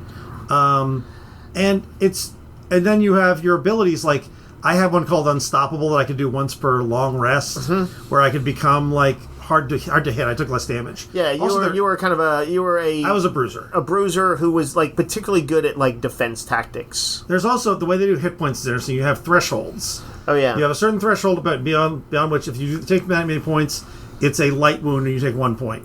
If it's a medium wound, if it's over that threshold, but not quite to your severe threshold, you take like 2 hit points. Right. If it's over your severe, you take 3. You never take more than 3 points. It kind of keeps you from being like wiped with one hit. Right. And it also keeps you from having to have like 112 hit points. Right. You have like 6 or 10. And it always is like the amount of hits you take. Yeah, it's pretty clever when you see it. I had some abilities that let me reduce the severity of attacks. So, like from my class and my ancestry, because I was a giant, and I was a guardian, which is my class. Like, if someone hit me over my threshold, I could drop it 2 down to like a minor wound. Yep. I didn't get to use it as much in the game we played, but I was basically built to be a tank. Yep. I was going to mention the ancestries, the different races, are kind of all what you would think of as D&D core classes, and then some. Yeah. It's when people who are looking for a variety will enjoy. So you would see elf, dwarf, human, halfling, a version of something that are like tieflings. They call them like infernals or something like that. There's clearly what were there like cogs or clanks were. Yeah, there was something that was like a warforged kind of thing. A warforged, yeah. But they have little frogmen called ribbits. There are cat people. There's fungus people like myconids. And then giant is a playable race. And a few others. Fawns. Furbolgs. There was also fairies. Yep. And by the way, the art in these in the book is really beautiful. It is. It's really nice. I think they will prompt people to have cool ideas about what you might do with this character. That's a little different from the norm. Like their fairy looked really cool. I noticed that, like, I, as a cat man, who's, like, I think they're called Katari, had, like, I actually didn't end up using this, but has retractable claws, and, like, I can do some sort of, little melee attack, and if I succeed, I, like, knock the person down, or, like, succeed with a certain amount. So you can do a pretty wide variety of flavorful character races in this one. That I think a lot of people, because character generation is so much fun in these kind of games, I think that's going to be cool for a lot of players. I really like their different classes. They are recognized, like the Guardian is kind of the fighter. Right. But they're different, and they have different abilities, and I really liked this.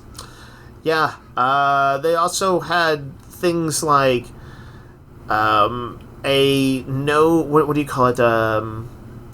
When the fight starts, and there's no initiative. Yeah, there's no initiative. Yeah. There is kind of a... Within reason, you can go when you want, allowing you to team up with people, and sort of... They call it like your character getting the spotlight. So it's like when you think it's a moment that's good for your character to grab the spotlight, you take it. Those are the kind of indie game aspects, and I thought they worked pretty well in practice. Agreed. If it wasn't like, all out anarchy, Nope. People weren't all like trying to like, no, it's my turn. There was it just. I think the nature of the game is that you don't feel when it's a little less adversarial than D&D. Yeah. You don't find people who are like desperate. Oh, I need to go at this exact turn to do this precise move. Yeah. It's like, well, what do I want to do that's cool? You know, it's kind of a little bit more fun that way. And part of that was probably our DM. He was really good. Yeah. But I think this is going. I mean, obviously, this makes sense. It's a Critical Role. It's going to be a really good RPG for storytelling. Yeah. I think it encourages a sort of yes and improv style For sure. And as a result, we all had a great time. Yep. So I wish it was available right now. I think the only way to get it is a PDF. But like I say, you should if you want to get it in October when the reprint comes.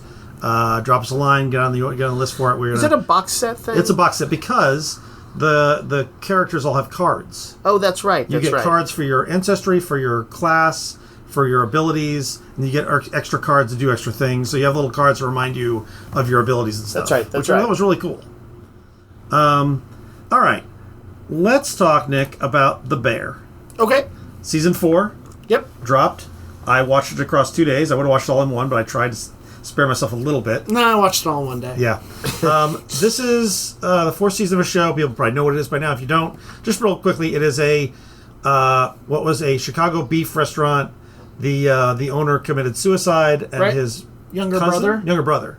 His younger brother had to basically come back from culinary school. Or no, he was working at like a prestigious French restaurant. Yeah, kind of French Laundry kind of. And bring that sort of approach to turn it into a fine dining restaurant. Right, which goes about as well as you think it might. Yeah, especially because there's a whole bunch of family trauma involved. Yes. But now we're in the 4th season. Everyone has grown and changed. Yep. He has his protege of his own, the young chef Sid. Yep. They have kind of a complicated relationship. Well, I mean, Carmi is still trying to process and deal with life stuff, and like he's not sure. He's a mess. He's a mess. He should not be the as many chefs are. Yes, he is fantastic at what he does in creating food, but behind the scenes, he is all over the place. Well, he's also like, I mean, they're changing the menu every night, which is making it hard on everyone. It's great for his like creativity, but it's a nightmare. The bills are racking up. There's Oliver Platt plays this guy, their uncle. I don't think he's actually their uncle. No, but family he's basically friend. a Chicago crime boss who loans them money. They've known all their life, and they loans them money to run the restaurant. And he has a friend named Computer that does the books. And they start the season with him coming in with a clock that basically is like, you have 2 months in which to make money, and if you don't, we pull the plug. Right. And that clock is on the wall the whole time. Yeah. This season introduces characters like Carl Reiner. Carl Reiner playing a restaurateur, business owner type guy. Yep. Which I thought was an interesting character. Hopefully he's not an asshole, but I don't think he is. I don't think so. I think that's kind of what this series does. It plays with the notions of, like, none of these people are inherently bad. No, but a lot They're of them flawed. are real flawed. And like Richie, who is the cousin Richie is. He started out as I thought, what an asshole this guy is. He's just he's kind of a street guy. He's like basically wasn't selling drugs, was he? But he was like, he was basically like he was like running it like a mobster kind of. He was a hanger-on. He was basically John Bernthal, who played Carmi's brother, who committed suicide. Yeah. He was his friend. And he kind of latched onto the family in a lot of ways. But he has become. And then there was an episode in season 2, probably my favorite episode of The Bear altogether, called Stage. Forks. Where he staged, which is a internship essentially, at a fine restaurant, and sort of learned what was important about this, and sort of realized that he wanted to be of service in a way. Right. And that whole arc is my favorite arc in the whole show. And it pays off beautifully this season too. Like he is in a place emotionally that he never could have been early on. There's his ex-wife gets remarried this season in one of maybe the best episodes, which calls back to last season's, the previous season's Thanksgiving episode. Jamie Lee Curtis gets to redeem herself after being kind of a neurotic mom who like really fucked up this whole family. 100%. And she's finally like putting her life together. That was really interesting, and she played that character really well. Like this gets nominated as a comedy. It is funny, but it's a drama. It's a dark, dramatic comedy. And this season in particular had a lot of the uplifting stuff I think Ted Lasso does well. Where it's just kind of people trying to do their best and trying to help themselves and others. When you said that, I was kind of bristled at it a little bit. Like, I don't know if I 100% agree, but when you take away kind of like, they are the same in a lot of ways. It's just The Bear is chaos and a little bit more. The stakes feel higher here. Ted Lasso is about the characters. This is as much about the situations. But there are scenes and episodes in this season that I'm like, this is great. The wedding episode in particular I thought was fantastic. Carmi reconnecting with the girlfriend that he basically torched. He torched that relationship. I thought was one of the strongest moments. The Fack brothers, the poor dumb Fack brothers, the one of them developing a girlfriend relationship was super fun. Bringing in Brie Larson, right? Yes, Brie Larson as the Fack sister who has a feud with their sister. That was super fun. There's a lot of. They also get like big names to do like cameo type stuff in this. I mean, John Mulaney shows back up. Bob Odenkirk. I thought the Bob Odenkirk scene with Carmi was fantastic. Really good. We mentioned Jamie Lee Curtis. This show keeps one-upping itself a little bit. It is my favorite show on TV. Every time I watch Chris Storer? Is that who writes and directs it? Yeah, I forget his name. Yeah, he's just good. Yeah. I've listened to a lot of interviews with him, and he just seems like a really interesting person who's thought this through. Yeah, I keep thinking how much further can it go? I know, but they just announced the 5th season, right? And we don't even know if Carmi will be in it. I think he will. I think he will too, but they could have him not in it. That's true. I mean, they definitely leave it in a place where the last episode of this season is a bottle episode, which is essentially 3 people in a room yelling and talking things out. Good episode. And a lot of people were like, "Oh God, that's such a cop out," and it's like, no, that's it was character, amazing, and it was great acting. Yeah, this in a year that gave us Dying for Sex, Andor, and Poker Face, all of which are top 10, 10 out of 10 shows for me. This is my favorite show on TV. Yeah, I love it. And I thought this season was especially good. The Poker Face is leading up to a pretty amazing finale this week. I'm 2 episodes behind, I believe. Oh, man. The last couple have been great. Yeah. All right. The last thing I wanted to mention, there is New York Times did a top 100, the 100 best movies of the 21st century, which, by the way, is weird because we're only 25 years into it. There are 75 more years of movies. Oh, I think implied is the 100 best so far. Are they hedging their bets, though? Do they know something we don't? They know something we don't? This is it. I don't know. They may know something we do now. Come on, we all know. They helped us get there, so... Yeah. But 25 years is a pretty good span. So they asked over 500 voters to determine their list of the century's best movies. I think they did a top 10. Those voters included Pedro Almodovar, Elizabeth Banks, Mike Birbiglia, Boon Joon-ho, Mel Brooks, Lena Dunham, Ava DuVernay. Basically a list of writers, directors, actors. Patton Oswalt is in there. Matthew Weiner from Mad Men. So they asked all these people. Trammell Tillman from the show we like. Severance. Yeah. Is that Milchick? It is Milchick. Yeah. Anyway, tons of people, and as a result, they put together with a little thumb on the scale a top 100 movies, and then they there's an app you can go in on New York Times and click which ones you've seen and which ones you want to watch, and they'll give you a little thing. Nick, you had seen 75, which. Not surprising, you watch more movies than me. I had seen 42. Dave has not done the I have not done it yet. But I bet you've seen I'm similar... probably somewhere around in that area. So I'm betting maybe a little lower. What's interesting is it is not an Oscars list. Okay. There are definitely some Oscar winners on there, but it is more like what people like to watch too. Yeah. To give you an example, the 100th movie on there is Superbad.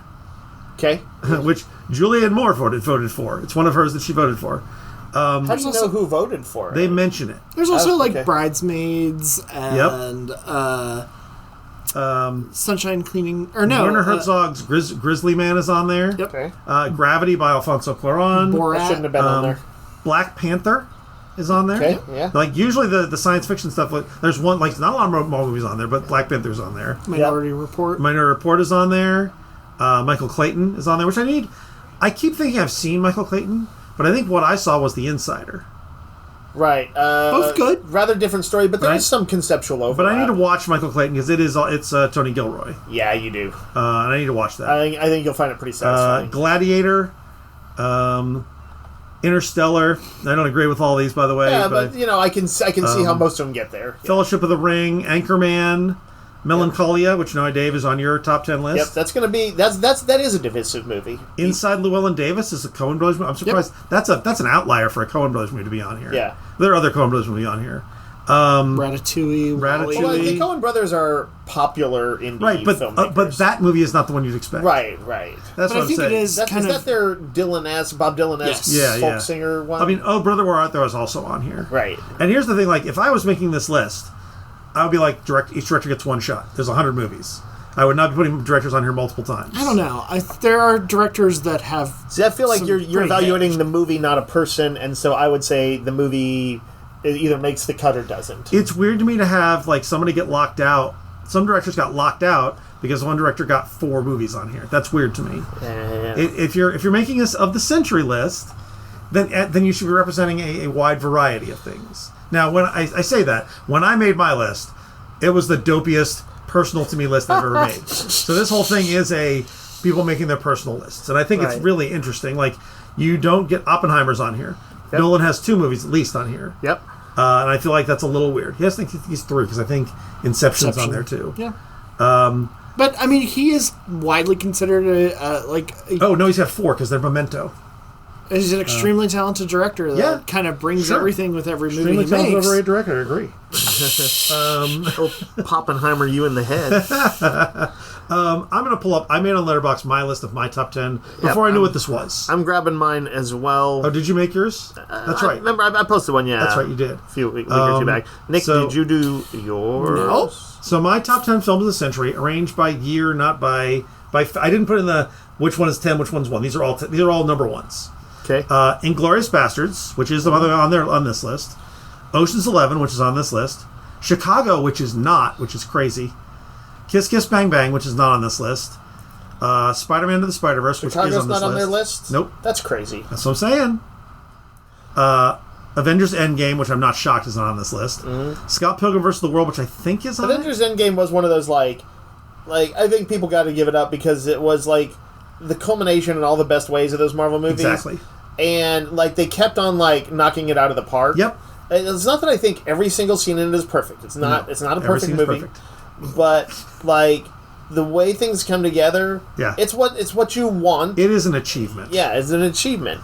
You know, there's a reason why people will routinely post the video of that person, that audience reacting to Cap picking up the hammer. That was the payoff to 10 years of work. Yeah, it's because, like, it was a legit scene. It earned it. Actually, it's more than 10 years because the payoff wasn't just for the movies. It was for the comics that came from. Yeah. That was a moment of, like, oh my God, I never thought I'd see this 50, on the screen. 60, 70 years or whatever of Marvel. Yeah. Those guys pulled off the impossible, and they don't get enough credit for it. Yep. I mean, they did get an enormous amount of money, so, good for them. Scott Pilgrim, which I believe is on this list. I don't know if you remember, Nick. I can't remember. The Martian, which is on this list. The Gentleman, which is my Guy Ritchie representation. Yep, that's probably... I bet that... I mean, that may be on their list, but that's a bit of a... That's more of a cult movie. I think it is on there. And then Knives Out, which I think is on the list. Knives Out, Scott Pilgrim, and The Gentleman are all movies that are kind of like popular cult movies, I would say. But that's my list. Dave, what's all? Oh, by the way, Borat is on their list. Yep. Yeah, Borat deserves it. Absolutely an experience. I don't always have it in me to do Sacha Baron Cohen's uncomfortable humor. Sure. Yep. But that was a great experience. I remember when we went to go see it, and I was seated next to that guy who was, I think, there with like his girlfriend, just puzzled by the whole thing. And it felt like they had kind of come from like Christian youth camp or something like that. Yep. And they were like both 18 or 20 or something like that, and like, I don't think he laughed once throughout the whole thing, and I was like, oh my God, this was... If you go plug into it, that had to be an endurance test. But it was hysterical. We were rolling. Old Boy, not the remake, but the original Old Boy is on there. Yeah, that is a beloved movie, and I'm not shocked that made the cut. All right, so my list, which I think this might be in... I don't even know if this is in chronological order. I don't know what order I got it from, but I made it on Letterboxd. So, I've got 28 Days Later, which is, one of my peak horror movies. Yep. The Green Knight, which was I was surprised that was on your list. An A24 movie that I've really liked. You may not know, but I haven't seen it. I just didn't know you liked it that much. I've seen it a number of times, and last time I watched it, I think I watched it with a friend, and we watched it as a Christmas movie because it starts with a gathering of King Arthur's court, and they're telling stories at the holiday season when the Green Knight appears and makes everything weird. But I really like it. It is an art house Arthurian story. It is not for everyone, because also, who's the guy who plays the Gawain in it? Dev Patel. He's an amazing job. but he kind of plays what I can only say is like a fuck-up knight. It begins with him in like a brothel. Okay. And he's clearly kind of like not the man for the job. Yep. And yet he is the one who ends up facing off with this Green Knight. And the movie doesn't provide sort of like the usual easy hero's journey where it's like, well, by the end of it, he's pretty cool. I'm like, this is a person who struggles throughout, and you're like, I don't know if he made it. But then there's some interesting ambiguity to it. So I love it. It also looks like no other movie I've ever seen. It does have a certain, you might say, well, it looks like some A24 movies, but where the visual palette, amazing in it. Okay. So I've got the Fellowship of the Ring in there, kind of for me. I did go ahead and let that represent most of those. Yeah. All three of the series. Fair. But it is my favorite of them by far. I have kind of issues here and there with Two Towers and Return of the King. So anyway, I got The Martian on mine too. I think that's a great sci-fi drama, suspense, humanity movie. Really, it's got a heart to it. I love it. Got art house movie Melancholia from Lars von Trier. Yep. Again, I didn't even know anything about that movie. Yep. I really like it. It is not one you can go to too often, though. It is the way I'll often describe it to people is it is like it is the only movie I've ever seen that feels like it actually encompasses depression. And I mean depression at its worst. And I don't ever want to watch this movie. Not even like kind of like movies have gotten close to it or touched on it, but I'm like, this is the only one that felt like it. So let me ask you this: what is the appeal of watching that? How does it not just drag you into like a pit of depression? It is a dark movie, but there's a fascinating thing about it. Kirsten Dunst, who puts on, I think, an Oscar-worthy performance in it. Okay, it shows the day of her wedding, and also has like who else is in it? Kiefer Sutherland. A few other good kind of character actor type people. Do you remember the weird premise of this, Randy? As a background to it, she is already like there's a sense that she's getting married and it's already over. Like there's already problems that are too deep to deal with. Okay. Issues with the husband's family, the in-laws and stuff, really amazingly shown. Like, well, I know some people can't watch The Bear because it's too anxiety-inducing. Yeah, I would say at least on some level this is kind of like that. Not everybody's going to be able to watch this movie, but it's not like it's engrossing. So here's the crazy thing: it is a minor subplot that there's a planet approaching Earth that may strike it and kill everyone. Oh, okay. I think you have told me about this. Yeah. The planet is called Melancholia. I forget why it's named that. But yeah, you'll occasionally just see her in the news in the background. Somebody will be like, "Oh, I want to see what they're saying, what the latest is," because like in a few days, it's either going to pass the planet or it's going to hit the planet. And it's somewhat through Kirsten Dunst's character's eyes. You're seeing how a person who is severely, brokenly depressed deals with the possibility of the end times, and has a surprising level of control or ability to face it, I think, because of her ability to dissociate. Yeah. And there's some interesting things in there. It's just some beautiful scenes. It's dark, but not, to me, overwhelming, but it might be to some people. It's interesting. So, a movie I really like called Seeking a Friend for the End of the World. Have you seen this? No. Yeah. That is kind of the premise of that movie. There's an asteroid, bit. except they know the asteroid's going to hit. Like, Right. they know it's over. Right. And it is sort of about relationships falling apart and someone finding a new relationship in this, like, everything's going to end and I found this new love. I really love that, but it's almost a weird, like, it's not comedy, but it has some elements. funny elements. And that I can watch without feeling depressed, weirdly. Yeah. But this Right. sounds really But really This dark. is an experience. I think it is meant to, the planetary metaphor. The easy thing the way to put it is that it's like, well, when when you're experiencing depression for whatever reason, it can feel like your world is being destroyed. Yeah. And that is, they're like, well, is this going to be literalized in the movie? Yeah. I think every Lars von Trier movie is an experience. It is in literally its own part right. of what he calls his depression trilogy. Yeah. Anyway, I am not like I haven't seen any other Lars von Trier movie but this, so I'm not like such an art house person that I can claim to know his stuff. Yeah. But all I know is it wasn't quite what I expected, and I found it very watchable. Interesting. In its way. Okay. To round out my list, I've got sort of the one Tarantino movie on here, Once Upon a Time in Hollywood. That is on this list, by the way. Amazing experience at the theater. Just so that is your representation of Tarantino on your list. That's my Tarantino. Yep. I could have put Inglourious Basterds. It was my other one. But you know what? It was between those two for me. That one actually had to grow on me a little bit. Oh, I love that one from the outside. One pure pop movie, School of Rock. I love this movie. I think that movie too. As good as Jack Black will ever be. It's got heart. It's funny. Great music. Just all around great. Uncut Gems. Speaking of anxiety movies, I thought this was one where Adam Sandler, out of nowhere, turned in an Academy Award winning or worthy performance. So that is on their top 100. I'm curious about this one, Dave, because do you rewatch Uncut Gems? Yes. I could never rewatch it. I enjoyed the one watching we had, but I never ever want to see it again. I have shown it to at least one or two people, and I've revisited it myself. Or I've watched some scenes on YouTube. It clearly clicked for you in a way it didn't click for me. To me, it's not unlike how I can rewatch Glengarry Glen Ross. Yeah, watching these sort of desperate people in very engaging situations. I get that. It just I've never gone back to something about the kind of darkly funny. And sometimes in ways, the way that Adam Sandler's character is just so self-involved, it's so duplicitous, but also fearless. Yeah, absolutely, utterly fearless. Yeah. There's mobsters who are like, "We're gonna break you to pieces," and these are scary dudes. They're not like lame mobsters. And he's like yelling at them. He's like, "What? You shut off the bet that I had? I was going to pay you, you dumb bastard." Yeah. I was like, it is amazing to see him do this. Yeah. Last movie on my list, dark thriller, Zodiac. I think it's one of Fincher's I like that best. one, but I did not make. I've only seen it the one time. I've watched it a number of times. It is a long movie, but I actually really like it. So that's me. Here's a philosophical question for you guys about top 10 lists. Sure.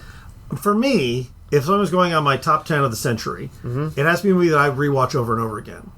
I have a friend who was kind of like, I don't give anything like... we were talking about Letterboxd. You know how you can give it 1 to 5 stars, and you can also choose to heart it or not. Yeah. And he said he only hearts movies that he has watched multiple times.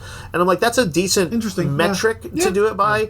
But I will give it to a movie where I'm just like, man, there's something about this movie that just clicks for me. It's got that special something. Yeah. Sometimes I can watch like a 5-star movie, and I'm like, that's great, but I will not be revisiting it, and I don't give it the little heart. And sometimes I can watch like a 2.5 or 3-star movie where I was like Sleepy Hollow or something like that. I'm like, man, this is not a great movie. It's kind of a bit of a hot mess, but the aesthetics are on, there, and Danny Elfman's score is so good. Christina Ricci's hotness, and I'm like, it gets the heart. Yeah. But for me, I don't necessarily require that I see it more than once. If something's on my top 10, it's got to be something I want to watch over and over. That's fair. Yeah. Nick, what you got? I mean, I just kind of a snapshot. I didn't make a list or anything, but I mean, like Zodiac would be on my list. I mean, that is David Fincher's best movie. I think for me personally, I feel like I love The Game so much. The Game is flawed, though. I don't think it is. Really? No. I think that story doesn't entirely hang together. I mean, to me, it's so outrageous that it doesn't need to quite do it. Its audaciousness is almost the point. I do really love The Game. I think it's not as polished as his later stuff. There'd be some like odder stuff. I mean, well, not odd, but like Hot Fuzz is my favorite Edgar Wright movie. Yeah, that's a good one. I think that's a fair call. Yeah, Miyazaki, I think Spirited Away would probably make my list. I believe Spirited Away is on this list as well, the top 100. Oh, by the way, I know when I made this, I wrote down 20 or 30 movies and pared it down to this. Same. And I think what you said and when you posted about it on Facebook, Randy, is the same thing I would say here, is that I could come up with another 10 that had none of these, and still I think are all 10 great movies. Catch me tomorrow on this list could be different. Hard to do. Yeah. So. I think the horror movie, I say horror, but in quotations, The Invitation. Oh, like The Invitation, The Invitation. Oh, yeah. And by the way, I just realized, I'm like, I don't have Get Out on here, and I'm Get Out is on there, top 100. I love that movie to pieces. Yeah, it's great. I have a fondness for Social Network. I've rewatched that movie. That's on the top 100. I have... Sorkin is always going to have some of the top scripts you'll get. I have watched The Menu multiple times at this point. The Menu is not on the top 100. I'm kind of surprised. It should be on there. It's just good. I mean, I just have so much It's also fun with like it. nothing else. Yeah. Just for people who haven't seen it, it's the one where it's the And also- weird fine dining gathering on an island that has sort of suspense horror elements. And this is why I'm saying I feel like if I'm making this list, and I understand the New York Times made it, it's their rules. Yeah. I don't put a director on there more than once because you have to have room for people like the menu and things like Tarantino gets one movie to represent all of his movies. But since this is actually not one person's list, but a pulling together a bunch of people's different things, unless they did some kind of ranked voting system or whatever. They modified a little bit. What else? The last two I would kind of run with would be another food-themed one. I've watched Chef. I love Chef. Chef is like one of those feel-good movies. Chef could easily go on my top 10. I've watched that at least once a year. And Zemeckis film that I have returned to multiple times. This is actually in just 2000, but Castaway. Oh, interesting. Castaway was on my possibilities list. It's just one of those... I used to watch it a lot. I'm weird. I didn't like Castaway. Really? Yeah. I just thought the plane scene in itself is fantastic. Is fantastically shot. You mean the crash? The crash Oh, is yeah. just is like jaw-dropping at times.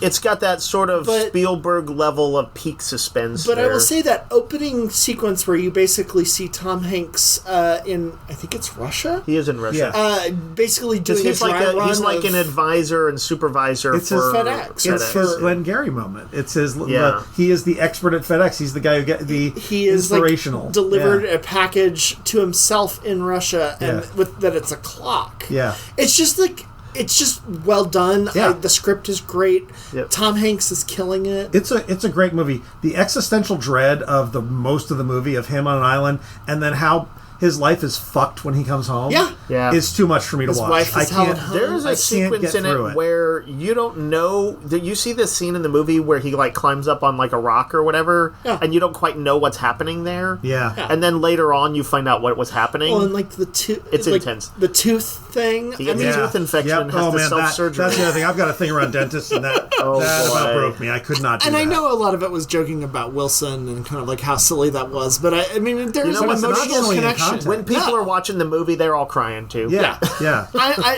I'm sure there are more. I mean, Get Out probably deserves to be on So, the list. By the way, I would maybe sacrifice something on this list to bring Chicago onto it because yeah. it's a musical that I think we've often talked It about. represents all musicals. Even for if me. you don't like musicals, you'll like this one. Yeah. Also, Knives Or Out you deserves should. to be on there. Yep. There are a few things that are on there. Like I'm like I couldn't not have Knives Out. It was such a phenomenal hit for me. Yeah. And it's so rewatchable. And then like Chicago's represented musicals. I had a representation of Tarantino. I had a representation of Marvel Universe. Like what's interesting? No Star Wars on any of our lists. The only truly great Star Wars production for me has been Andor. Yeah. There's been on stuff TV, I yeah. liked. I Agreed. like Mandalorian a Same. lot at Yep. times. I liked Last Jedi. And I am a person who liked. Actually, I'm sort of an apologist for the sequel trilogy. Yeah. But yeah, none of them cuts a top 10. Yeah, none of them gets there, or that's top okay. 100. Yeah. None of them are any. For as big as they are culturally, Yeah. none of them make the cut for the top 100, and that is as it should be. Actually, I think that's Did anybody put any Fast and Furious movies? We're all fans. yeah, same. there. No Fast. I mean, Fast and Furious is a huge cultural bomb. Yeah. but it is not. It doesn't belong on a top 100 list. Right. It is an achievement in terms of making a franchise. Yeah. but it doesn't belong on this list. So let me read you the top 10 of New York Times. Just where they and their rankings are a little weird anyway. But number 1 is Parasite.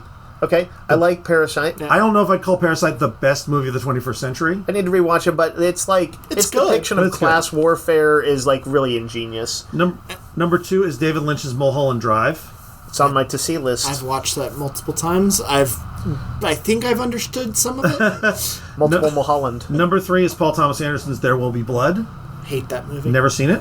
Good movie, but I like The Phantom Thread better. Yeah, I was gonna say I have Or a, Boogie Nights, I but that have was a the love-hate 90s. relationship with most Paul Thomas Anderson. Same. He's Although I like intense. Boogie Nights. The one that's probably on the list somewhere that I think is beloved is The Master, and I'd It's like on to. here. I'd Yeah, like to it's on watch here. that. Okay, what else we got? Number 4, Wong Kar-wai's In the Mood for Love. Never seen it. I don't know if I've seen any Wong Kar-wai. That's actually been on my... that was on my list for the last time I did a movie challenge, but I didn't get around it's to Tony it. Leung and Maggie Chung. That's Yep. great casting. Like, it's interesting. Yeah.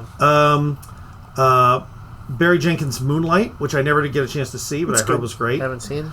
Number 6, the Coen Brothers' No Country for Old Men. I agree with that. On my list. Is it on your list? It was on your list, yeah. It is actually, I forget, maybe I skipped it, but it is probably the movie I have seen the most. I have Yeah. a hard time ranking that over Oh Brother Where Art Thou. Same. I know Brother Wild, that was further on the list, but it's not in the top 10. Number 7 is Eternal Sunshine of the Spotless Mind by Michel Gondry.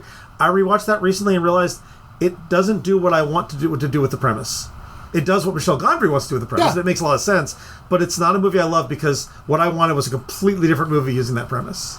I love that movie, but I also have only seen it once. Yeah. I don't know if it'll hold up for me. It's one of those weird ones where it was such a good experience at the time, and also kind of wrenching. Yeah. That I don't know if and it's not that I couldn't watch it again. Yeah. I don't know if it could be what it was then, though. Yeah. Definitely And watch so- it after a breakup. It's perfect for that. No, because it's about the tendril of hope. Yeah. In that, it's and actually awful. that's terrible. It's actually awful for that. It's, Right. Yeah. But sometimes you want that. Yeah. Number 8, Get Out by Jordan Peele. I think we'd all agree with that. I think that could easily Get be Out on my list. Should be on my list. I like. Yeah. Spirited Away is number 9 by Miyazaki. Yep. And then number 10 is The Social Network by David Fincher. That's their top 10. That's a good list. Yeah, That's it a is. good list. And as I look through it, I'm like, even the movies I didn't see, there are some in here I'm like, I have no interest in that movie, but yeah, it belongs on this list. Yeah. It belongs in a museum. Fincher is one of those directors that should have multiple entries. He does. He is that good. Yeah. When he's on, he's on. So I'll put a link to this in the show notes, so that people can go look and see what the list is and make your own little card if you want to. Like you said, I've seen 42 and I want to watch 5 of the other ones I haven't seen. But there's probably more. Like, I don't think I marked off Wong Kar-wai's movie, and I do kind of want to see that now. But yeah, really interesting. We're all film guys. We're all on Letterboxd. Yeah, it's true. But there was an interesting. There's and definitely bigger film guys than me, though. Lists are a nightmare. It's a suicide mission for any critic to make lists, because inevitably it starts people arguing about when I did my top 10, people start arguing what was on my personal top 10 list. You know, I don't actually hit the nightmare side of it. I always do. I know that people inevitably they look at a list and they're like, "Why didn't you include? Why isn't this blank?" on there? And I'm like, because there's 10 slots. Right, but I'm like, but yeah, like people are kind of ridiculous when they're like, "Well, any list that doesn't include whatever their favorite movie is like it doesn't even count for me," and I'm like, all right, dipshit gatekeeper. These kind of lists are intensely personal, and they have to be. Yeah. But it is meant to be a springboard for conversation. And if somebody is like, "Oh, I would have put that's a good list, but I would have put this on there," that's good with. I'm good with that. That's good convo. This is on my list, and I'm disappointed it's not on yours. Well, I don't want to tell you, it's not my list. It's not your list. I'm not you. I'm not you. Weirdly enough, I am not you. Yes. But yeah. All right. Well, that'll wrap it up for us this week. Hope you all enjoyed our bonus-sized podcast. Yep. We never get to it in time for this anymore. Maybe we can do it again. We'll hopefully be back next week. And until that time, yo, Joe. Roguecast is a weekly podcast broadcast from Rogues Gallery Comics and Games in Round Rock, Texas. You can find us online on Facebook and at www.roguesgallerytx.com, and email us comments or questions at roguesgallerytx@gmail.com. Thanks for listening.